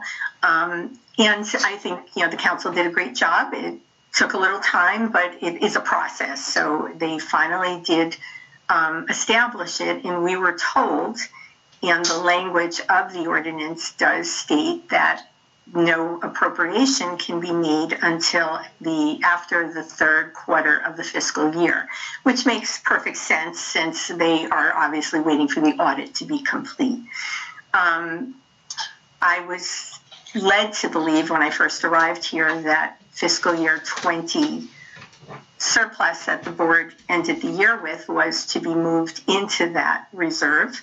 And we kept asking that question. I asked it at every liaison committee meeting. Dr. Robinson and I always asked for that item to be on the agenda, and it was always brought up. But it just never happened. And, I'm sure there were a variety of reasons, but it did not happen.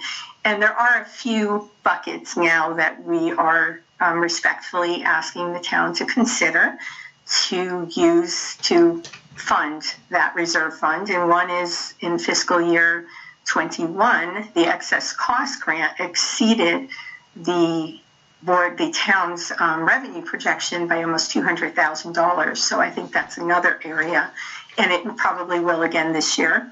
And we did have a significant year-end balance last year because of COVID. Of course, the audit is not yet complete. I understand the town did request an extension. So I think there's opportunities, and of course, the town will have to decide what they can, in fact, comfortably appropriate. Thank you, Mrs. Nugent. Mm-hmm. Mrs. Bedell.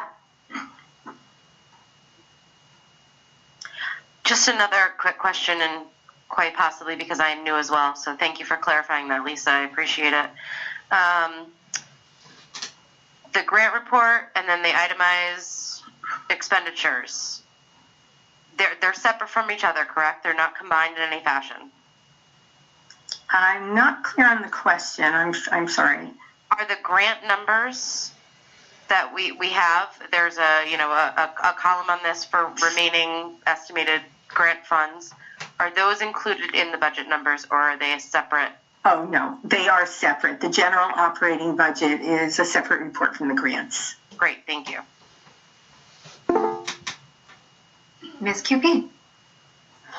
I just want to piggyback off Kristen's comment, because that was a question I had when I first joined too. I thought our budget should actually be the full picture, but still indicating the funding sources. You know what I mean? So I can understand new members asking that, but Pam, I don't know, if that's ever possible to show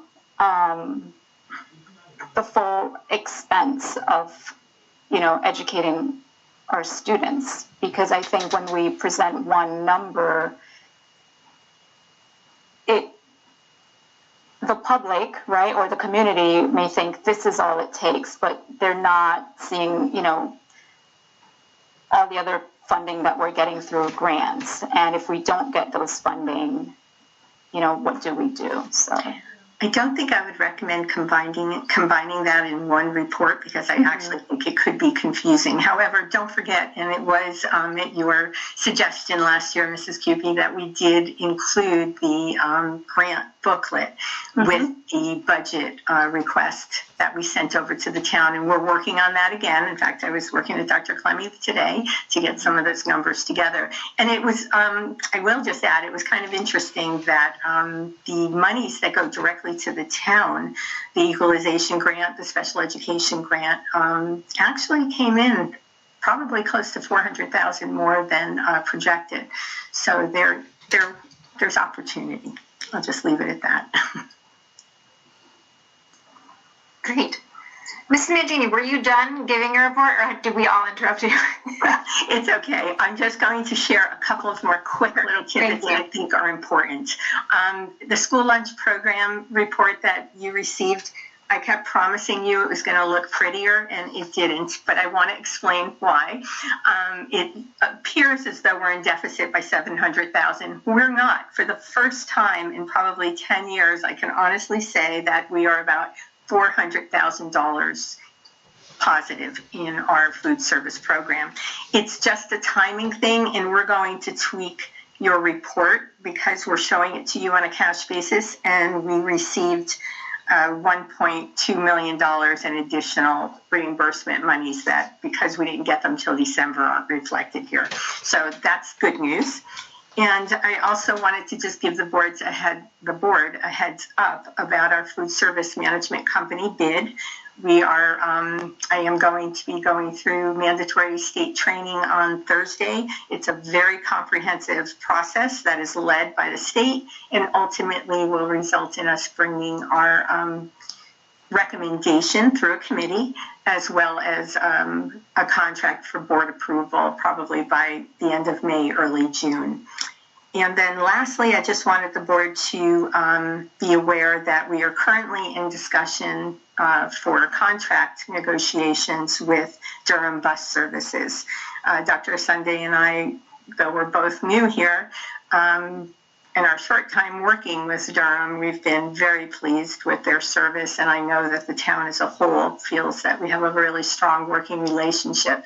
So we're cautiously optimistic that we're going to be able to come up with some good terms of this agreement to bring to the board for review and approval. And that is my report. For Mr. Henrik.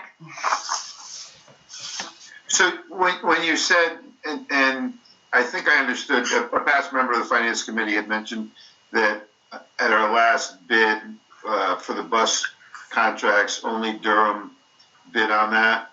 Is that correct? And will we be going out for new bid proposals, or are we only negotiating with Durham?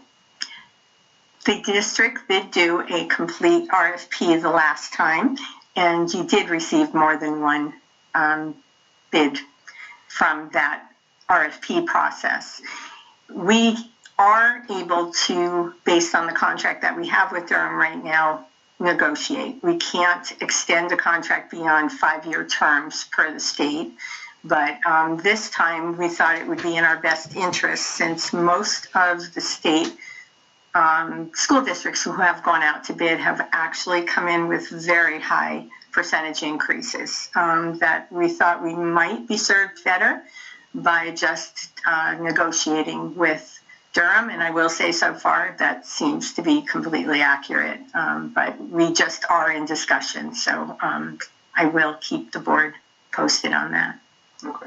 And just a question about the upcoming presentation of the budget, and I don't know if this would be you or Dr. Sunday. Will we be getting with that booklet some type of a past history of accounts? Typically when on the town side, when we've done these, we'll get a 2 or 3 year history of expenditures in each line item or each subtitle.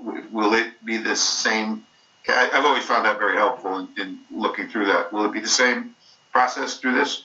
Absolutely, and it is extremely helpful. It's actually, though we do zero-based budgeting, we always look at historical data for our recommendation of the appropriation for each line as well. Okay, thank you. Thank you very much. Super. Does anybody else have any other questions for Mrs. Mangini, Mrs. Borges? No? Okay. Thank you very much. And we will move on to Dr. Gaeta's Assistant Superintendent report. I thought I was on mute, sorry. Good evening, everyone. I'm very excited to share some happy highlights that are happening in the area of teaching and learning. As Dr. Sunday pointed out, we're halfway through the school year, and we have our high school students who are registering for next year's classes. I think one of our high school students spoke about that, and the very intricate process where each student sits down with his or her guidance counselors to go through the courses for next year. Our transition meetings are also taking place between 6th grade teachers and at the elementary level and middle school 7th grade teachers for students who are coming up. The same process takes place between 8th and 9th graders as well, and that includes teachers of students as well as the administrators in those buildings. Dr. Fraser reports that the 6th grade students are signing up now for their choices in music, and Ms. Masari's students for world language, what world language they would like to take in middle school. We're currently planning for our summer programs and for state assessments as well. Those are coming up soon. Our SAT prep class, Dr. Asunde really wanted us to see if there were students who were interested in taking this at the high school level. So far, we have a total of 90 juniors who are registered for our after-school program at both high schools. That's a total of 90 juniors. Transportation is available for those who need it, and the program will extend from February 1st, which is tomorrow, to March 17th. Mrs. Schmidt wanted us to see a picture, actually not a picture, but the actual book, okay? Ruby Finds a Worry, and this is the new, this year's Vicky Soto Literacy Legacy book, and each elementary teacher will receive a copy of that book, and as in the past, they read the book to their students, to the elementary students. Within the next 2 weeks, they'll receive that book. And then the children in the class do a project around the theme of the book, and pictures of the projects are sent to Sue Schmidt so she can share them with the family. In addition to that, $15,000 was donated to the district from the Soto family to be used for high school English classroom libraries. The teachers will go through a list of titles, and the orders for those books will be placed through our office. Stratford High School Social Studies teachers continue to meet with the State Department for the new pilot program that we're instituting here in Stratford for the African American, Black, and Puerto Rican Latino courses that the state is piloting this year. Our teachers meet several times a year to continue training and give feedback to the state regarding the implementation of the courses. Parent C, this is a little commercial for Parent C. The Parent C are the parents supporting educational excellence. That program this year will begin on February 5th. It's a 13-week parent leadership program which provides parents with skills, tools, and understandings to become leaders and change agents, as well as active participants in their child's education. This program also facilitates partnerships within the community, and Sarah North is the coordinator for that program.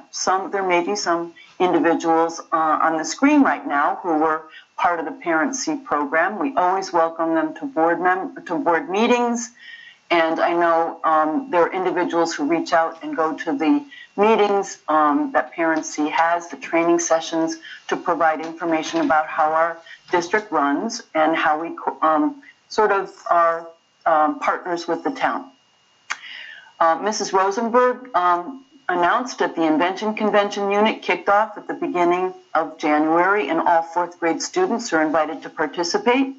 And due to the success and progress we've seen with the implementation of our ST Math program, Mrs. Rosenberg, our pre-K STEM coordinator, was asked to present a workshop aptly titled How to Implement at Scale to Districts Across the Country on the top 5 resources and highlighting the best strategies to support teachers and students in the classroom.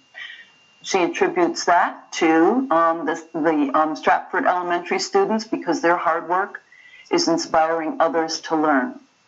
We're really excited about the upcoming curriculum subcommittee meetings that will be held, and as a result of those meetings and the topics that we talk about and share, you'll be updated on some of the following topics at future board meetings: revised curricula, portrait of a graduate and where that program is right now that's funded through the BAR grant, our dual language program, And I want to extend an invitation on behalf of Denise Masari.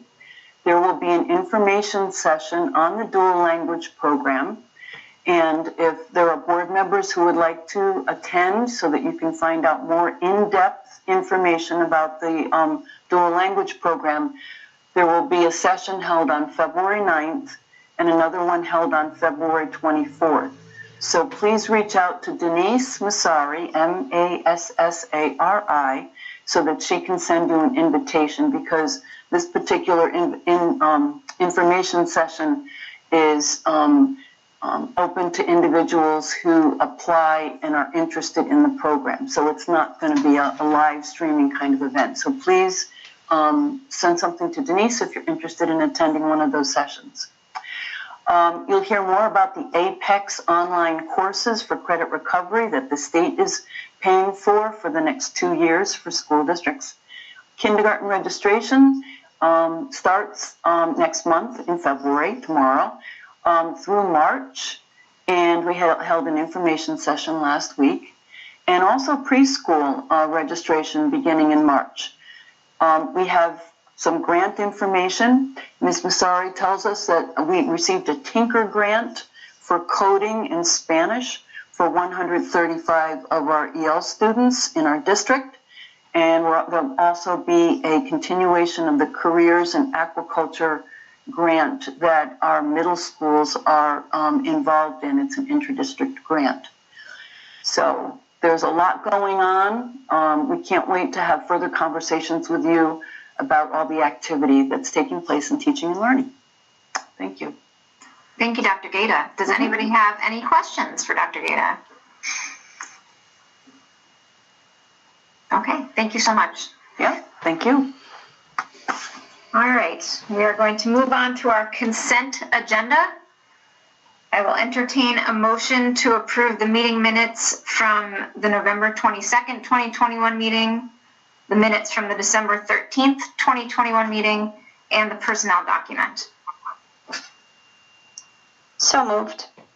Moved by Amy Wiltsey. I'll second. Seconded by Mr. Henrik. Thank you. Any discussion? Okay. Seeing none. I did submit my corrections, sorry.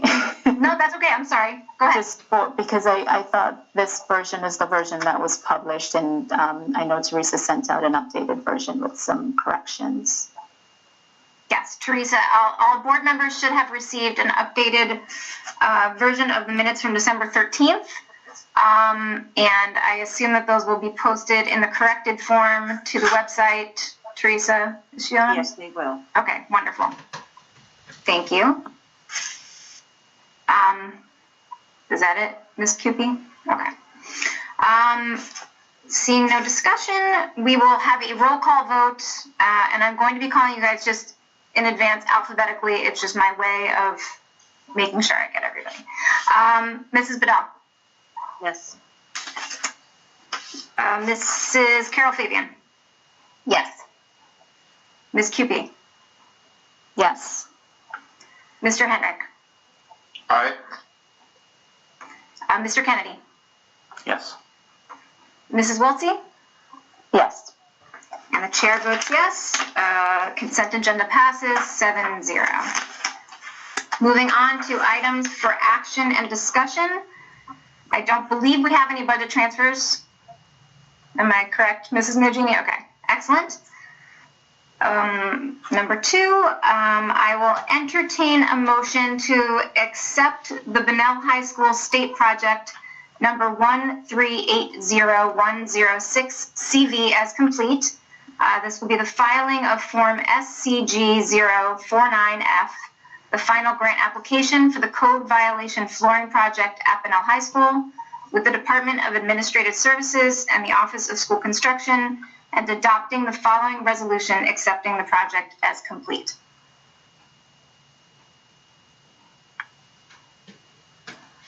So moved. Thank you, Mrs. Cupie. Second. Thank you, Mrs. Wiltsey. Any discussion? Yeah, Madam Chair. Yes, sir. Mike Henrik. I guess a question through you to Dr. Sunday. We are and I'm unaware of this project, so I just want confirmation from you that this project is complete and that it's on track, and we are ready to accept it as completed. Confirmed. Okay, thank you. Okay, any other discussion? Seeing no further discussion, we will have a roll call vote. Mrs. Bedell? Yes. Mrs. Carol Fabian? Yes. Ms. QP? Yes. Mr. Henrik? Aye. Mr. Kennedy? Yes. Mrs. Wiltsey? Yes. And the chair votes yes. Motion passes 7-0. Moving on to number 3, the approval of an impartial hearing officer for student expulsions. Dr. Sunday, can you give us a brief introduction on this, please? Sure. Thank you, Mrs. Cochran. I just wanted to bring forth to the full board for consideration and approval the use of impartial hearing officer to hear discipline cases, most specifically expulsion cases. There's several benefits to this. All children are afforded due process, as I'm sure everybody knows. But part of the benefits of this process is expediency, allowing us to appropriately provide adequate educational services to kids. There's a financial cost savings in this process as well. And ultimately, students and families, in large part, are able to maintain their dignity without concern for running into a board member at a grocery store. I'll say this, this is par for the course. Every district I've ever been in has utilized the services of impartial hearing officers. So again, I'm bringing this forth to the full board for consideration and approval. Thank you very much. I will give you guys an opportunity for discussion, but first I will entertain a motion to approve an impartial hearing officer for student expulsions. So moved. So moved. Moved by Mrs. QP and second by Kristen. Mrs. Bedell. Thank you. Any discussion? Yes, I have a quick question. Oh, I Yes, ma'am. my hand. I'm sorry. That's okay. Go ahead. There are. I would like to make this motion and amend it just a bit to reflect that there are certain policies around expulsions and a hearing officer and the process of expulsions, and I think that those policies need to be reviewed and revised as so, just in the near future going forward with this process. Duly noted. Thank you, Mrs. Bedell. Mr. Henrik. So were you, Ms. Bedell, were you looking for an amendment to the motion or? Yes. So the motion would be to include the approval of the impartial hearing officer and the policies to be updated to coincide with his or her responsibilities? Correct. Okay, so I would second your motion. I would second your amendment.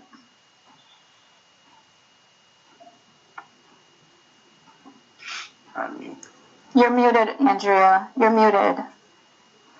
I'm sorry, I'm obviously not an expert computer person. Mr. Henrik, you are my expert parliamentarian. Do we then do a roll call vote on that amendment and then? Yes. Okay. We would make a vote on the amendment and then we would vote on the amended motion. Perfect, got it. Okay, so we have the second on the amendment. Any discussion on the amendment? Okay, seeing no discussion, we will have a roll call vote on the amendment to include revision of the policy, of the hearing policy. Mrs. Bedell? Yes. Mrs. Carol Fabian? Yes. Excellent. Mrs. QP? Yes. Mr. Henrik? Aye. Mr. Kennedy? Yes. Mrs. Wiltsey? Yes. And the chair votes yes. The amendment passes 7-0. And so we have a motion to approve an impartial hearing officer for student expulsions and the promise to go back and revise the policy to reflect the impartial hearing officer as part of the proceedings. This is correct? Yes. Okay, excellent. Is there any discussion on this amended motion? Okay, seeing that. I'm sorry. Sorry. So a question through you, Dr. Sunday. This position, are there current funds in the budget to, I don't know how often we would utilize this person or this resource, but is there a current funding source within the budget to pay for these resources? Yeah, the optimal or utopian perspective is that we rarely or never have to use these services. But we do. I'm going to ask Ms. Majini to maybe speak to this, but it will fall under legal services. Exactly, and I think you potentially could be saving money as a district because you would not have the attorneys as involved. The hearing officer is usually less costly. So yes, it's part of the legal budget. And so the hearing officer would be paid as needed and not as a stipend or a salaried type position? That's my understanding, yes. Thank you. Those are my only questions. Thank you. Any further discussion? Okay. Roll call vote. Mrs. Bedell. Yes. Mrs. Carol Fabian. Yes. Mrs. QP. Yes. Mr. Henrik. Aye. Mr. Kennedy. Yes. Mrs. Wiltsey. Yes. And the chair votes yes. Motion passes 7-0. Moving on to tabled items. Is there anything that we would like to take off the table? Okay. Seeing nothing, we will move on to the committee assignments and reports. The first order of business here is the approval of the committee roster. You all should have been provided this with your pony. And so I will entertain a motion to approve the committee roster for the years 2022 through 2023. So moved. Moved by Mrs. Wiltsey. Second. Second by Mrs. QP. Any discussion? I do have a quick question. Yes, sir. A little clarity on something. A constituent informed me of Connecticut General Statute Section 559 as an individual who has changed party affiliation shall not be entitled to participate or vote in a caucus or primary of any party participation, appointment of members to any board or commission that is in political nature, be appointed as members of any board or commission that is political in nature, or be entitled to privileges accompanying enrollment in any party for a period of 3 months from the date of filing of his or her application for transfer of a party affiliation. The reason I bring this up, I just understand that there was some changes, and I am wondering if we need to get legal consultation on this before a final vote is approved. I can send you that information. Yes, please do. I mean, I have spoken with the lawyers at CABE and with our board lawyer and was assured that party change would not be an issue. But please send on that. I'd like to see it. Thank you very much, Mr. Kennedy. Of course. Okay. Any further discussion? Madam Chair? Yes, sir. I know we had sent out some, we had sent out some applications for requests for folks to participate in these committees, and I had spoken with Ms. Sheehy, who would like to be considered as a member for the curriculum committee. She's an ex Board of Ed member, and is also, a very knowledgeable person in this area, and I'd like to offer her name up as a potential candidate for the curriculum committee. Okay, duly noted. Thank you, Mr. Hendrick. I will reach out to her, and we can, if an appointment is to be made, we can add her to the roster at a following meeting. And just one other point for clarification. Yes, sir. The Building Needs Committee is another one of those committees that is appointed by the council. Yes, sir. You have myself and Ms. Coopy's name as, I'm assuming, planning co-chair. Yes. Okay. Yes, sir. I assume, Teresa, can you clarify that for me? Could you repeat that, please? Mr. Hendrick was wondering about the Building Needs Committee representatives. He's assuming that it is listed as himself and Ms. QP. Yes, they are co-chairs. Okay, because they are co-chairs of the school planning committee. Right. Okay, so they would then also be on the Building Needs Committee as the representatives of the board. Correct. Well, actually, my point being that yes, sir. Building Needs Committee is appointed by the council. We can put our names forward as referrals to the council. And I could be incorrect. I don't know the criteria, but it is a council board, and typically council boards are appointed by the council. So we could send over our names as referrals to the Building Needs Committee or to the council who would appoint those committees. But I don't know that we can officially name ourselves as representatives of the Building Needs Committee. But okay. Would you like to then strike the Building Needs Committee representatives from the list? Unless you want to call it Building Needs Committee referrals from BOE. All right. Yes, let's call it Building Needs Committee representative referrals. Excellent. Thank you. Any other discussion? Okay.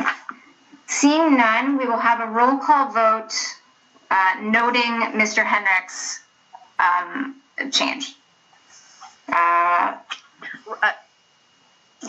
Miss. Yes, I'm sorry, Miss Vidal. Sorry. Yes. Do you think that we should take this motion off the table and hold off on this until we get a legal opinion on what Sean brought up? Yes, I mean, if that is what everybody feels more comfortable doing, I mean, I'm going to tell you this, though. If we don't approve these committees, then we cannot do committee work, and we have the budget workshops coming up, so we would like to get the Finance Committee approved. As Dr. Gaeta mentioned, we'd like to start getting the Curriculum Committee going. So my preference would be to get these approved as soon as possible, just so that we can begin the work of the board at the committee level. Mrs. QP. Thank you. A question about the Board of Ed Liaison Committee. It states that it's appointed by the town. Does the board get consulted, or does the chair get consulted in who gets, to represent the board on that committee? Because I'm noticing there are 3 brand new board members and no veteran board members assigned. I was just curious. I believe that committee is appointed by the council, and it is at the chair of that committee's seeing to choose who sits on that committee. So this is what, I'm sorry. Okay, so there was no, okay, it's a unilateral decision. Okay, thank you. Yes, ma'am, it did not touch our hands. Mrs. Welty. I just wanted to give some history to Ms. Coopy because I was the one to send an email to committee chairperson Dan Cho when I saw the list of committee members, only out of grave concern that they didn't, no disrespect, bring history to the table. And eliminating our chair from that conversation was detrimental. I believed in the positive working relationship with the town. The response I received was that they met, they chose, and that was that. So that was the response I received. Ms. QP. Okay, so to that point, I believe you were also at the last liaison meeting as well as our chair, and I did notice that we as guests were answering questions that the committee had, not necessarily the new members that were assigned. And this is not in any way meant to disrespect anyone, but just to bring to it, everyone's attention that whatever the purpose of the committee is, there clearly is a need to have veteran board members on there. None of the questions that they had, they were all answered by the three of us. So.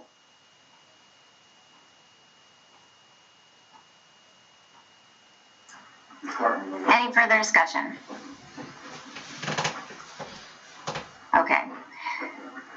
I would like to vote on this. I feel that if it turns out that there's something with this Connecticut general statute, then we can throw out the roster, I suppose, and start fresh. But I think at this point it's important to get going. There's a lot of work to be done over the next few weeks. So seeing no further discussion, roll call vote. Mrs. Bedell? With review of the statutes, yes. Mrs. Carol Fabian? Yes. Mrs. QP? Yes. Mr. Henrik? Yes. Mr. Kennedy? With review of the statutes, yes. Guys, I've lost my alphabetical list. Who am I missing? Me, yes. Mrs. Wiltsey, I'm so sorry. And chair votes yes. The roster passes 7-0.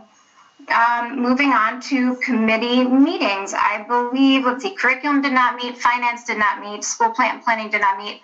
Liaison met on January 19th. Would one of the liaison members please report out? Pardon, I didn't hear that last part. Oh, I was asking if somebody from the liaison committee, either yourself, Mr. Hendrick, or Mrs. Carol Fabian, or Mrs. Bedell would like to offer a report on the liaison meeting. I mean, well, everybody was there. I think the entire Board of Ed showed up. We met. We had some, initial discussions. Talked about the budget and some other items, but part of the process. And I thought it was fruitful. And I look forward to moving ahead and creating a relationship with the council. We have two different and distinct roles.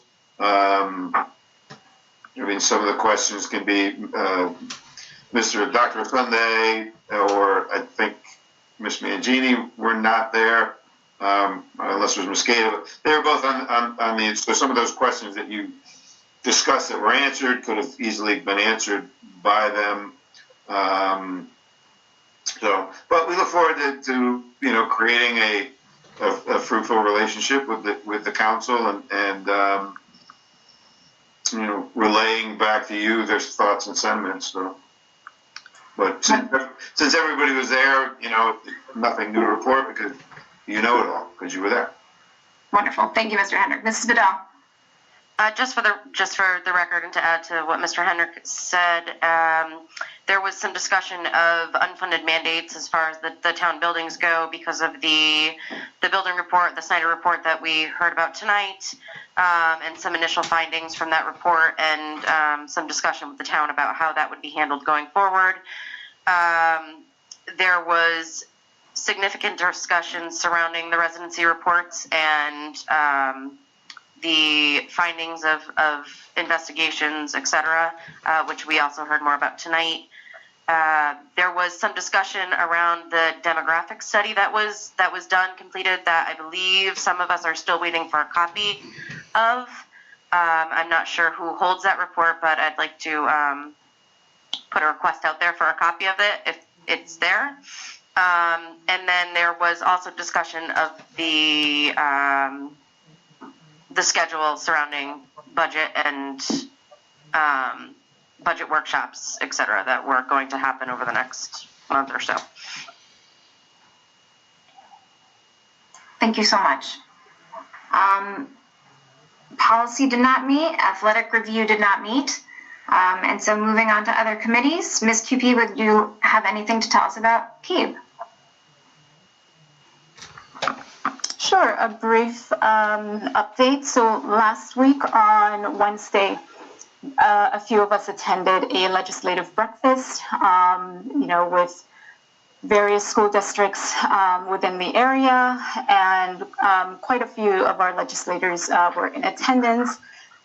Districts were able to communicate their concerns and successes with the legislators, urging them, on things like masking. Different districts have, different wishes on that matter. Talk about the excess cost grant, the cap on that. Just diversity and recruitment. A wide variety of discussion topics were covered. And thank you to Mrs. Wiltsey and Mrs. Carol Fabian, who were in attendance, along with our local representatives. Joe Gresco was there as well. Great. Thank you so much, Mr. Henrik. Yes. So before we do adjourn, I know we've got some upcoming dates listed at the bottom below the adjournment line. I know you had mentioned a couple of things coming up Thursday. A possible meeting, unsure time, and maybe I missed it, but time and place of a Thursday meeting, and then time and place for a scheduled retreat. And I just want to make sure both those meetings will be noticed, and there'll be accommodations made for any participants from the public who wish to, not participants, but attendees who wish to attend. Duly noted, and they most certainly will. Thank you. So do we have dates, times, and places for those? The Thursday meeting, Dr. Sunday, will be at the board office at 6:30 p.m. And the Saturday meeting will be at the board office as well at 1 p.m. And to clarify, these are work meetings and orientations for the new board members as well as the returning board members. So there won't be votes or anything like that taking place. And those will be in-person meetings? Those will be right. Okay. Correct. Excellent. I'm glad we're moving in that direction. You're convincing. Most definitely. And then I just wanted to give a brief report on CES. I am excited to be representing Stratford on the CES board. We did meet in January, and it was a really interesting meeting where we got to hear all about their services and what they offer our community. And it was a really nice opportunity to hear a lot about what they do. So I'm excited to get involved with that group as well. So that is that. Really quickly, before we adjourn, I want to say thank you to the Lordship Kindness Committee for sending the board members these lovely sand dollars. They're sparkly and beautiful, and I thank you guys for sending them on to us. Very special gift. And I will entertain a motion to adjourn at 9:37. So moved. Moved by Kristen Bedell and seconded by Second. Mrs. Welty. Thank you. All in favor? Aye. Aye. Aye. Aye. Okay. Wonderful. Thank you, friends. Have a wonderful evening. Good night. Good night.